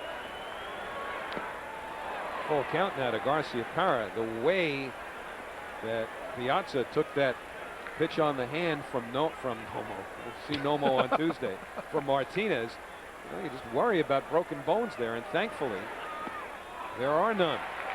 Walk to Garciaparra. That's the 4th walk issued by Al Leiter. Mo Vaughn coming up. A big story tonight. Hideo Nomo, now a New York Met. That's GM Steve Phillips explained before the game why he made the deal. I think that getting somebody of Hideo Nomo's caliber to add him to your pitching staff, your starting rotation, for us, it really has filled out that rotation where every day we know what we can get out of our starter, and we had to give up some pitching, and obviously Dave Malicki and Greg McMichael have helped us to this point, but we think we have enough depth in the bullpen to cover ourselves. Getting Brad Klontz back helped quite a bit as well, and we think we're a better pitching staff right now. Mo Vaughn, the batter, 1-0. But I had an interesting talk after that interview with Steve Phillips about what input Mike Piazza might have had in the Nomo deal. Inside to Vaughn, 2-0, and he said they did not tell Piazza while the deal was being constructed, as a matter of policy. Take a look at what Nomo has done. Now, you can be cynical or skeptical and note that the numbers have declined, the earned run average numbers, each of his 4 years now in the major leagues. But I asked Steve Phillips, well, why not bring Piazza into the loop? Because he caught him, and he caught him recently. And he said, well, we don't want to give one of our players, the information that, we might be going after this guy, because then the question's going to be, well, who are you going to give up for him? And didn't want to get into any information possibly leaking out under the circumstances with a lot of teams in the running for him. But just as a matter of policy, he figures, listen, Dave Wallace is here. Wallace knows him better than anyone, having been his pitching coach since Nomo came to the major leagues. And that their scouts had an even more recent feel for Nomo as opposed to Piazza, who last caught him a few weeks ago. So he figured they wouldn't bother dealing with Piazza on the possibility of a Nomo trade. Olerud to second. That's 1, and the Mets have turned another double play. That's 4.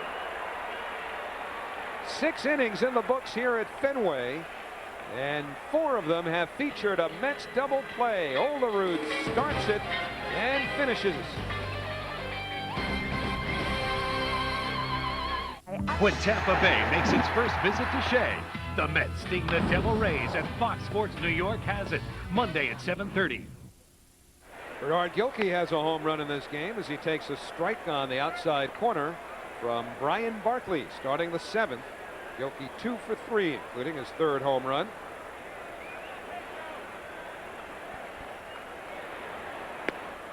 That's outside. His home run, the 4th and final one off of Pedro Martinez tonight. Mets leading 6-1 here in the 7th. Trying to break a 3-game losing streak when they totally stopped hitting. But Gilkey keeps hitting. His 3rd hit of the night as he finds the hole between short and 3rd. The Mets have their 9th hit of the ball game. So, Fran, let's revisit that Aflac trivia question. Who ranks 2nd? I'm going with George Herman Ruth. Alberto Could be wrong. Well, he had a great career pitching here. There it is, the big fella, Babe Ruth. Great career pitching here in Boston. And they say it's the Ruth jinx here in Boston. One of the reasons the Red Sox have never won a World Championship since the Babe left. Castillo, with the third baseman Valentin playing back, drops a bunt down. So he's not enamored of his home run power as one might think. We've seen him do that before, where he tries to lay down a bunt. He did it in San Francisco, and when he failed to bunt the ball, that was an at-bat when he hit the home run. So the X-ray's negative on Piazza. He's day-to-day. In fact, Bobby Valentine was talking in Pittsburgh about resting Piazza one of the games against the Pirates. Piazza played all three, but also was thinking about DHing Piazza, at least part of the time, here in Boston. Here in Boston, the media surrounded Piazza, too. Everybody wanted to talk to him, not only about Nomo, but about the trade coming to the Mets. And Mike has told me repeatedly he loves it here in New York. He hopes everything works out where he's here for a long time. Mets will be loaded if he stays in New York. Todd Hundley healthy. Then we'll have some thunder in the middle of that lineup. Outside, 2-1 to Castillo. Just told you about one Bambino. Here's what the other one can do, right? Or we'll show you eventually what the other one can do, because Alberto Castillo is nicknamed Bambino by his Mets teammates. Gilkey leads from first.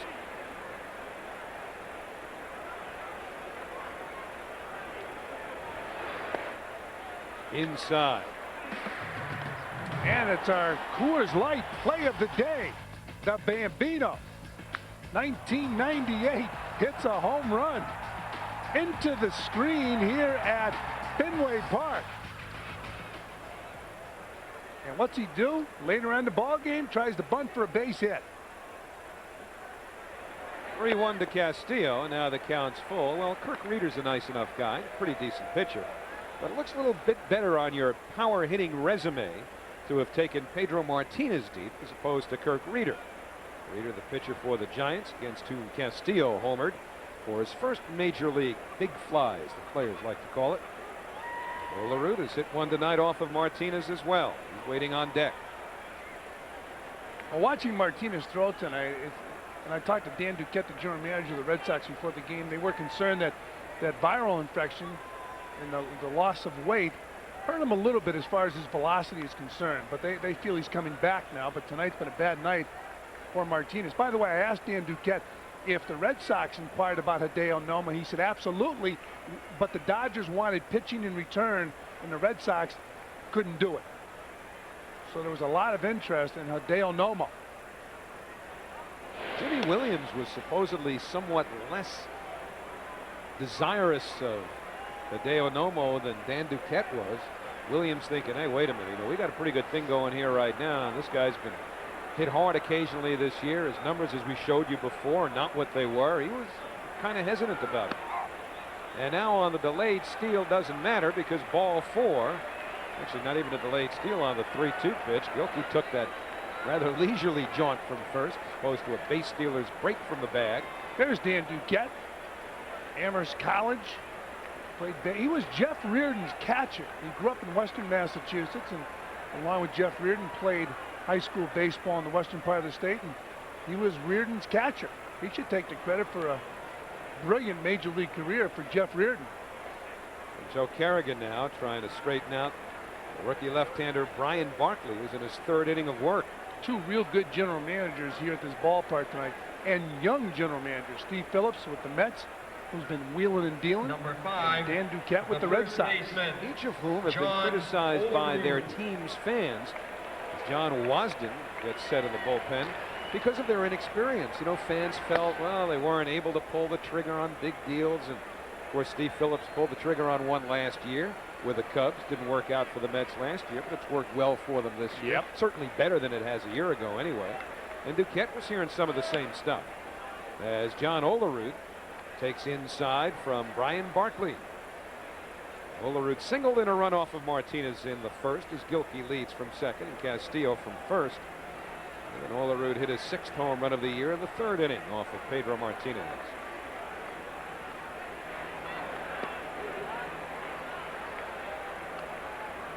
One ball, one strike now, and John Olerud has done that all year. Once again, he has that real high batting average coming into tonight's action. And he told me a few years back when he was flirting with the 400 mark when he got into August. In the hole, base hit for Olerud. Here comes Gilkey around third.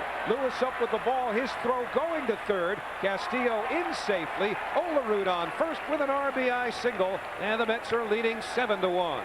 3 RBIs in tonight's ball game. 3 hits for John Olerud. 3 RBIs, and again against a left-handed, good swing. Absolutely perfect swing by John Olerud.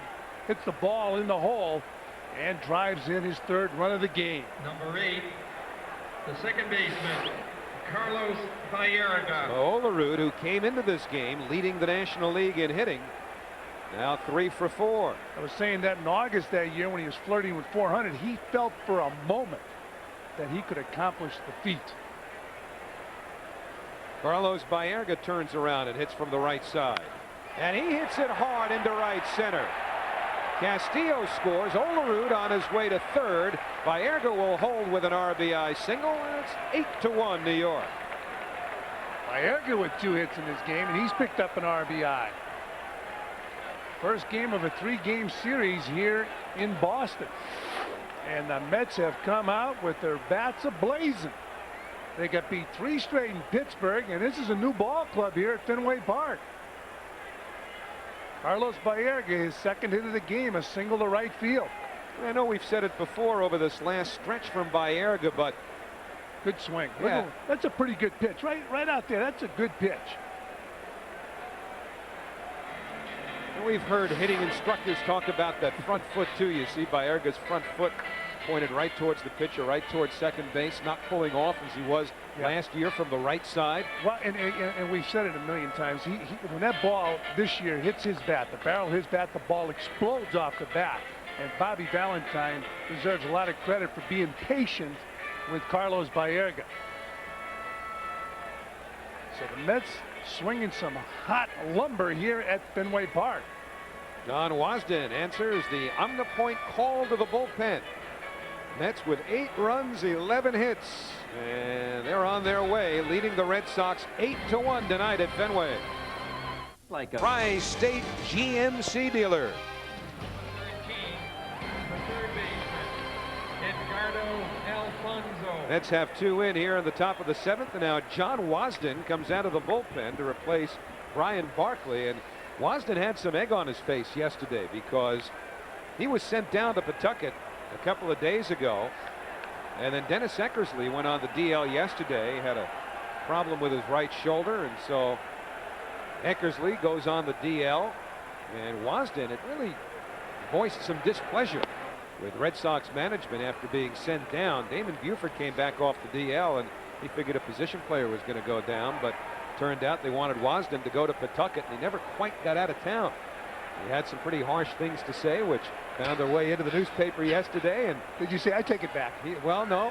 Eckersley told him, now don't try that misquoted routine. 1 ball, 1 strike to Edgardo Alfonso. I mean, he was basically giving it the old Ralph Cramden, a hummin', Mr. Duquette. I didn't really mean it. Fonzie twice has ended innings bouncing into a fielder's choice, a 3rd time by striking out. On the inside corner. 1-2 to Alfonso. It's Olerud at 3rd and Baerga at 1st. John Wasden came here with a deal that sent Jose Canseco back to Oakland. Canseco red hot this year swinging the bat. Inside to Alfonso, 2-2. You mentioned Dan Duquette. Well, his cousin Jim Duquette is director of player personnel for the New York Mets. Does a fine job working with Steve Phillips. It'll be a 2-2 pitch to Alfonso, and he hits it the other way. In comes Lewis. Tagging is Olerud. Down the line comes Olerud. Play at the plate, but he's safe. That great speed again. We saw Olerud with the good speed in Pittsburgh steal a base. And Alfonso just picked up an RBI because of Olerud's speed. Alfonso hitting a fly ball to right field. And a strong throw from Lewis. Veritek with the left foot in front of the plate, but Olerud with that good speed, good momentum. He moves that foot. Now you see Olerud tagging up. He said, ha, piece of cake. And he's off and running. And he runs, and he runs, and he slides. So John Olerud on this road trip trying to show Bobby Valentine that he should have the green light. So the Mets with 3 in this inning now have a 9-1 lead as Matt Franco takes strike 1.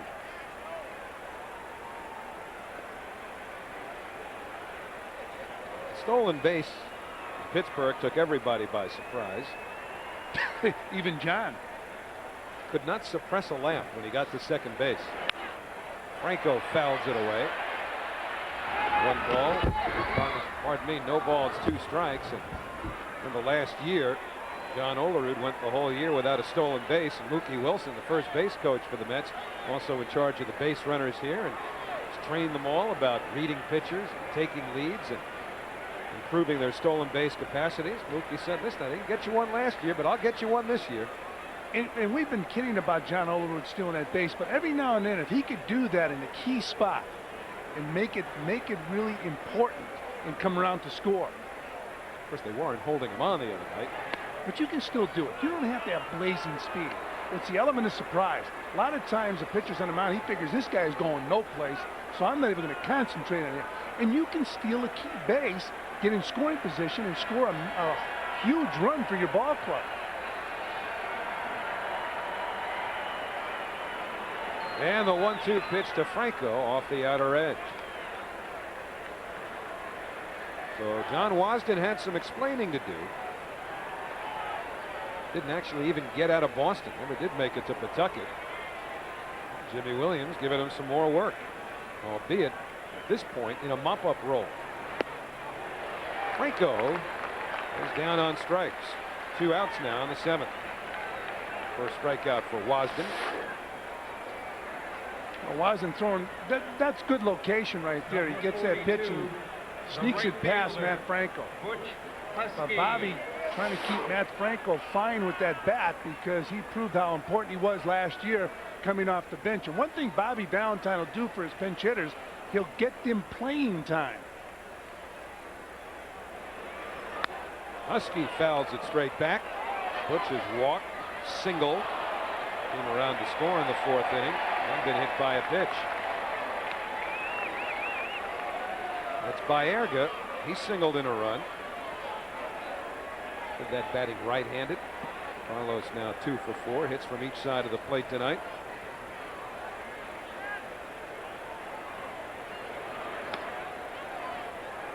Husky's had the home run touch over the last week with home runs in 3 of his last 5 games. But he wants to hit one here.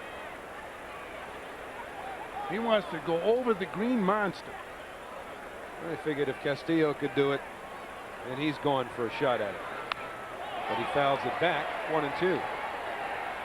And Husky got a pitch that he could drive and fouled it back. Castillo did it. He said, Butch, I'll work with you later on. Husky, 26 years old,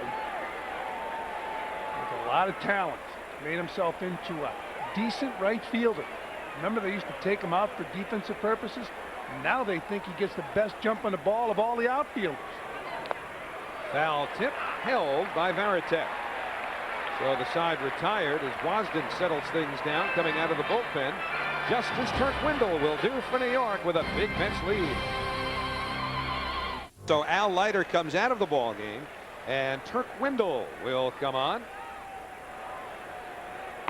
And his first pitch inside to Jim Leyritz. This has to be a big thrill for Turk Windle because he grew up in Western Massachusetts.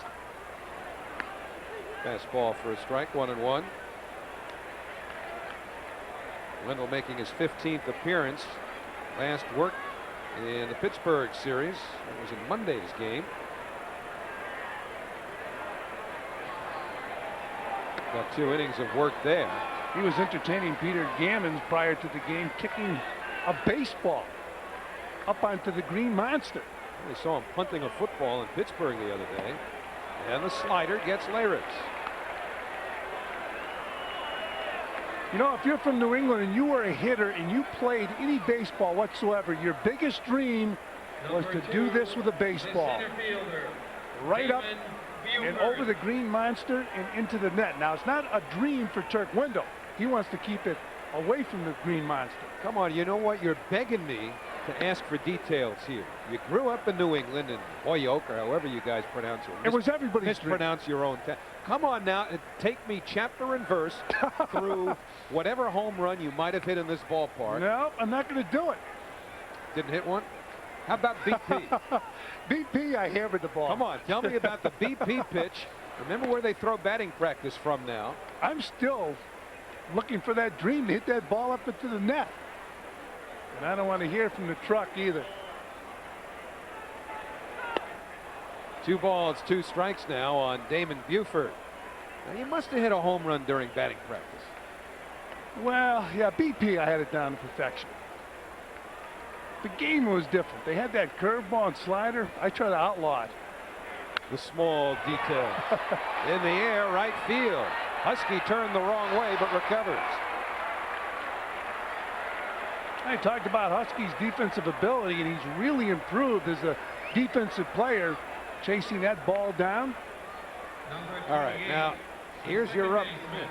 Let me work it. Here's your rubber. No, it's a 2-pronged thing.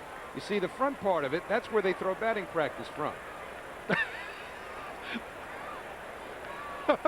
The idea is that the pitcher who throws batting practice is on the edge of the mound. Right now, it's 60 feet 6 inches from the rubber. And keep in mind, I used to face Yogi, who couldn't reach home plate. Well, wait a minute, but that's, what, about 45 feet from home plate? Mm-hmm. And it still gave you problems during BP, huh? Absolutely. That telestrator just gave you a problem. Inexperienced. Supposed to be for the analyst. Just once, I figure, all right. All this time, once, try to use the telestrator. How come when you put your finger on the place that you're trying to illustrate, as you look at Brad Klontz getting ready to make his Mets debut, the notation is like 3 inches south of that? Is that in the telestrator handbook? You're an analyst. Explain it when we get back. Because Turk Wendell, who could probably do a better job telestrating than I just did, just worked a 1-2-3-7.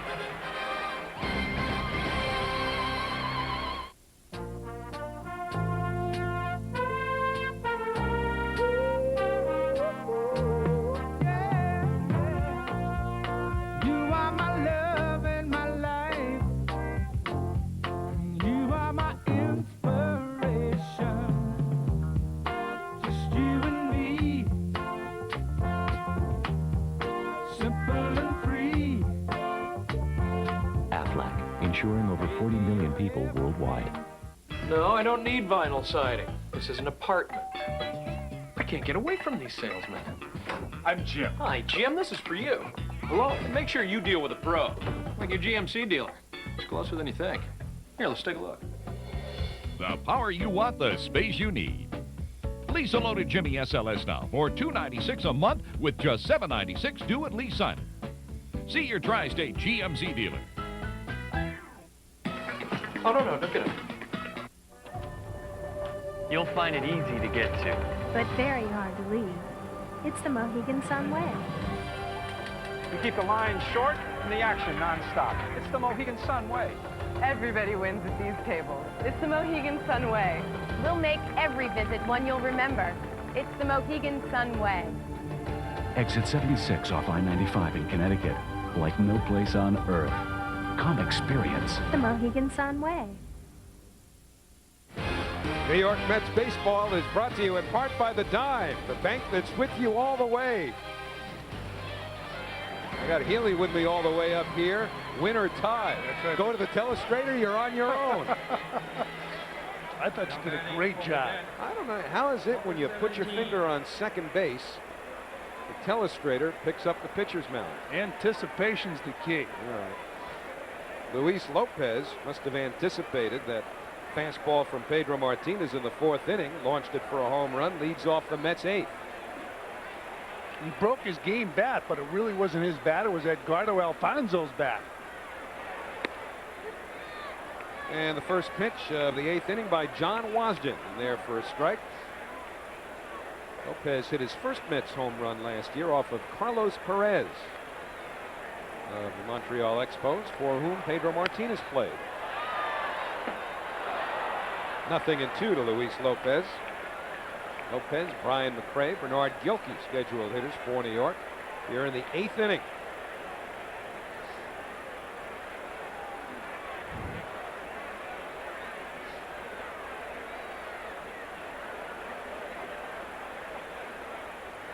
That's bats back in working order after the 3-game sweep in Pittsburgh.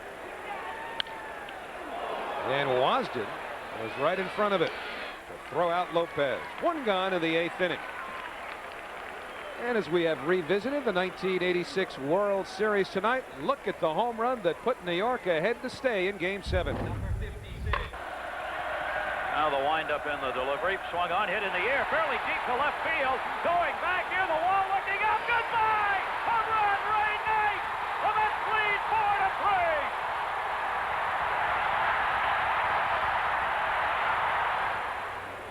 4-3. Off of Calvin Schiraldi.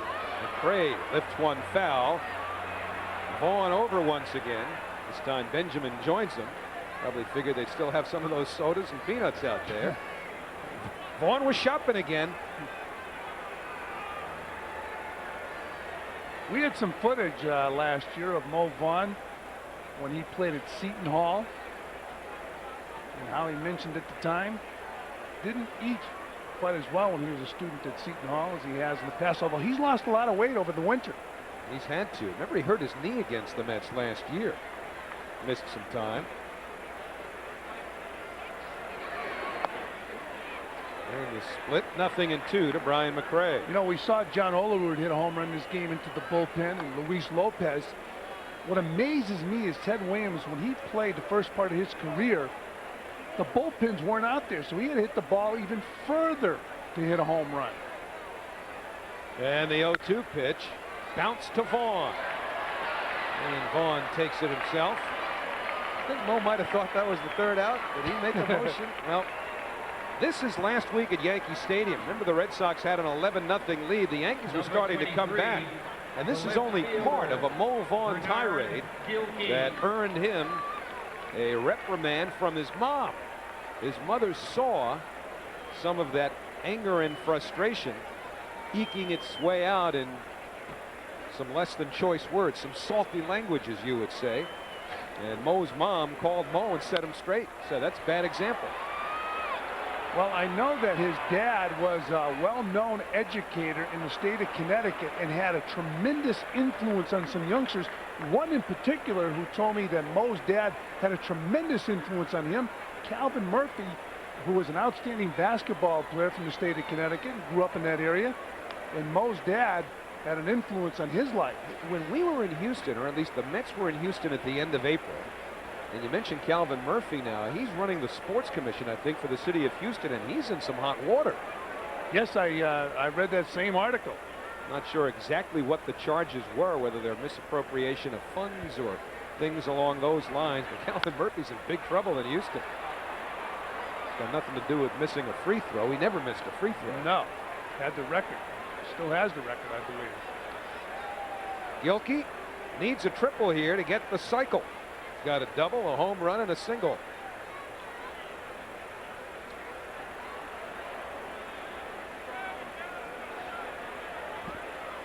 And the 0-2 to Gilkey. In the air, center field. Buford over. And there won't be a cycle tonight for Bernard Gilkey. If there is, Bobby Valentine's going to be angry because he's got an 8-run lead and Brad Klotz is on his way into it. For a lot of new cars, mid-size means mid-power, mid-performance, middle of the road. Introducing the Regal Supercharged Challenge. Drive into your Buick dealer and check it out. Regal gives you supercharged power, performance, and great looks for thousands less. And now you can lease a supercharged Regal for just $319 a month. Take the Regal Supercharged Challenge. Where's technology going? Photonics, pharmaceuticals, biotech. They're coming to Connecticut to grow. Software companies here are growing faster than in Silicon Valley itself. Since January of '96, more than 450 high-tech firms were launched from here in Connecticut, capitalizing on some of the most highly skilled workers in the world. Call us and see how much power we can put behind your business.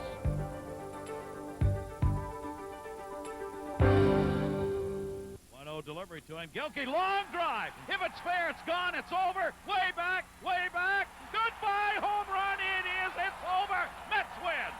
Show up at Shea on Father's Day, June 21st. All men 15 and over will get a Father's Day floppy hat courtesy of Tropicana and ShopRite. Be here when the Mets take on the Florida Marlins. For tickets, call 718-507-TIXX. That's 718-507-TIXX. Happy Father's Day. Go to the last of the 8th inning with the Mets leading 9-1, and the interleague wars continue Monday night. Fox Sports New York will have the Mets against Wade Boggs and the Tampa Bay Devil Rays. First pitch a little after 7:30, and then on Tuesday, Hideo Nomo makes his Mets debut against the Devil Rays. Another 7:30 start here on Fox Sports New York. Interleague action coming up, so make sure to check your local listings. And welcome to the New York Mets, Brad Klontz. 27 years old, out of Stewart, Virginia, pitched the last couple of years with the Atlanta Braves, and then he was picked up on waivers by the Dodgers, started the season in LA. They sent him down to AAA, and the Mets picked him up late last night in the trade for Hideo Nomo as Dave Malicki and Greg McMichael went to the LA Dodgers. So Brad Klontz becomes the third Mets pitcher. Bobby Valentine and Bob Apodaca will take a look at his work. Jason Varitek, the Boston catcher, leads off here in the 8th inning. 9-1 Mets. And a nice play by Olerud. And Klontz got to the bag. Olerud wasn't sure whether or not he'd do it himself or Klontz would get there. Well, it looked like Varitek might beat this out. Nice play by Olerud. And he realized that Varitek had a shot at beating him the first, and he flips to Klontz. Number 56, the left fielder. Olerud said, I'm fast, but I'm not that fast. So 1 out, nobody on. Darren Bragg, the batter. Now you'll notice that Klontz is that submariner. And generally, these right-hand submariners have trouble with left-hand batters. And if you're right-handed and you're facing, you want to try to hit the ball right back at the pitcher or to the right side. Tough to pull those guys. Double barrel action, both left-handers. Dennis Cook and Brian Bohannon in the Met bullpen. 1-0 now to Darren Bragg. There he is. And he's, again, you'll have to take our word for it, but he's got number 16 on under that jacket. First Met to wear it since Doc Gooden. Charlie Samuels, the equipment manager who's in charge of dishing out uniform numbers, was not going to give number 16 away, but then Nomo came along and he figured, all right, he's accomplished enough, I'll do it. It's going to be interesting to see how Nomo adjusts to the media coverage, which is tremendous in New York. He's had a very acrimonious, I guess would be the word, relationship with the media from Japan. And I think the media in New York is generally, and I'm not there all the time, of course, but what I hear is that the media, never mind the Japanese media, but the English-speaking media in Los Angeles is not generally as critical or demanding as they are in New York. And so that's something else for Nomo to concern himself with if he chooses to. If you look at the Delta Airlines upcoming schedule, we'll be back with you against the Tampa Bay Devil Rays on Monday. Fox and then ESPN will handle the rest of this series. And don't forget, Nomo makes his Mets debut in that Tuesday night game. So it'll be Nomo pitching to Piazza, we hope, Tuesday in New York. Brett Butler, when he came to the Mets, really had to adjust, and he talked about it. He and I had one rather acrimonious discussion about the differences in reporting ball players on field. Never mind the off-field stuff, but just the way their on-field playing is reported in New York. Butler found much more harsh than it was in Los Angeles, which that was his opinion. But he felt that the media here kind of looked for things that were negative. I didn't feel that way. I thought it was just a matter of reporting what he did. Brett Butler, when he was with the Mets in 1994, had what by his own admission was a miserable day at Shea Stadium. 2-1 to Darren Lewis. He was thrown out a couple of times on base, made 1 or 2 bad plays defensively. And I was doing the Mets extra postgame show at the time and basically said that Brett Butler probably played about as bad a game as he's capable of playing today. Pick up the papers the next morning. Butler said, and I quote, "That was the worst baseball game I ever played in my life," end quote. I get to Shea Stadium the next day. First thing I'm told is, "Hey, Butler's looking for you." He's got boxing gloves on. Said his wife heard what you said about him after the game and was never so embarrassed for her husband in her life. And all I was saying was the same thing that Butler said about himself. I said, "Listen, if you want a tape of it, I'll be glad to give you a tape." He said, "Okay, I'll take one." Never spoke to me about it again. Provided a tape, but never spoke to me about it. Did he ever speak to you again? No. But, you know. But the amazing, you know, the point of the conversation here is that the New York media simply, you know, if you have a bad game, say you had a bad game. Now, in certain cases, you can go overboard, but there was nothing overboard that day. And part of Butler's discussion with me in response to what he'd heard was how they never would have said things like that about me in Los Angeles, which I found stunning. Stunning, because there was nothing out of the ordinary about what he'd done that day. So that's something that perhaps, as we talk about Hideo Nomo, he'll have to deal with as well. Rob, who has struggled in New York with the media, but especially with the Japanese media. Talking about Hideo Nomo. It's pop foul, drifting back into fair territory. Castillo had his back to the plate and caught it halfway between the mound and home plate. First inning of work for Brad Klontz as a New York Met. And we go to the ninth. The most award-winning brand of 4x4s has done it again. Presenting Jeep Grand Cherokee, just named Best Sport Utility. And now you can lease the leader with a special $319 a month leadership lease or get 1.9% financing. Grand Cherokee, highest in owner loyalty, and now named Best Sport Utility. No wonder year after year, Grand Cherokee always winds up on top. Check out this $319 lease at your dealer. And here comes Real Quiet, pouring it on with Kent DeSorbo. Yes, Real Quiet wins the Kentucky Derby. Here we are in the Preakness with Real Quiet on the outside, boldly moving up just like he did in the Derby. Yes, Real Quiet does it again. The Derby winner gets the Preakness. Could it be we'll see our first Triple Crown winner in 20 years? I'll see you at the Belmont. Go, baby, go!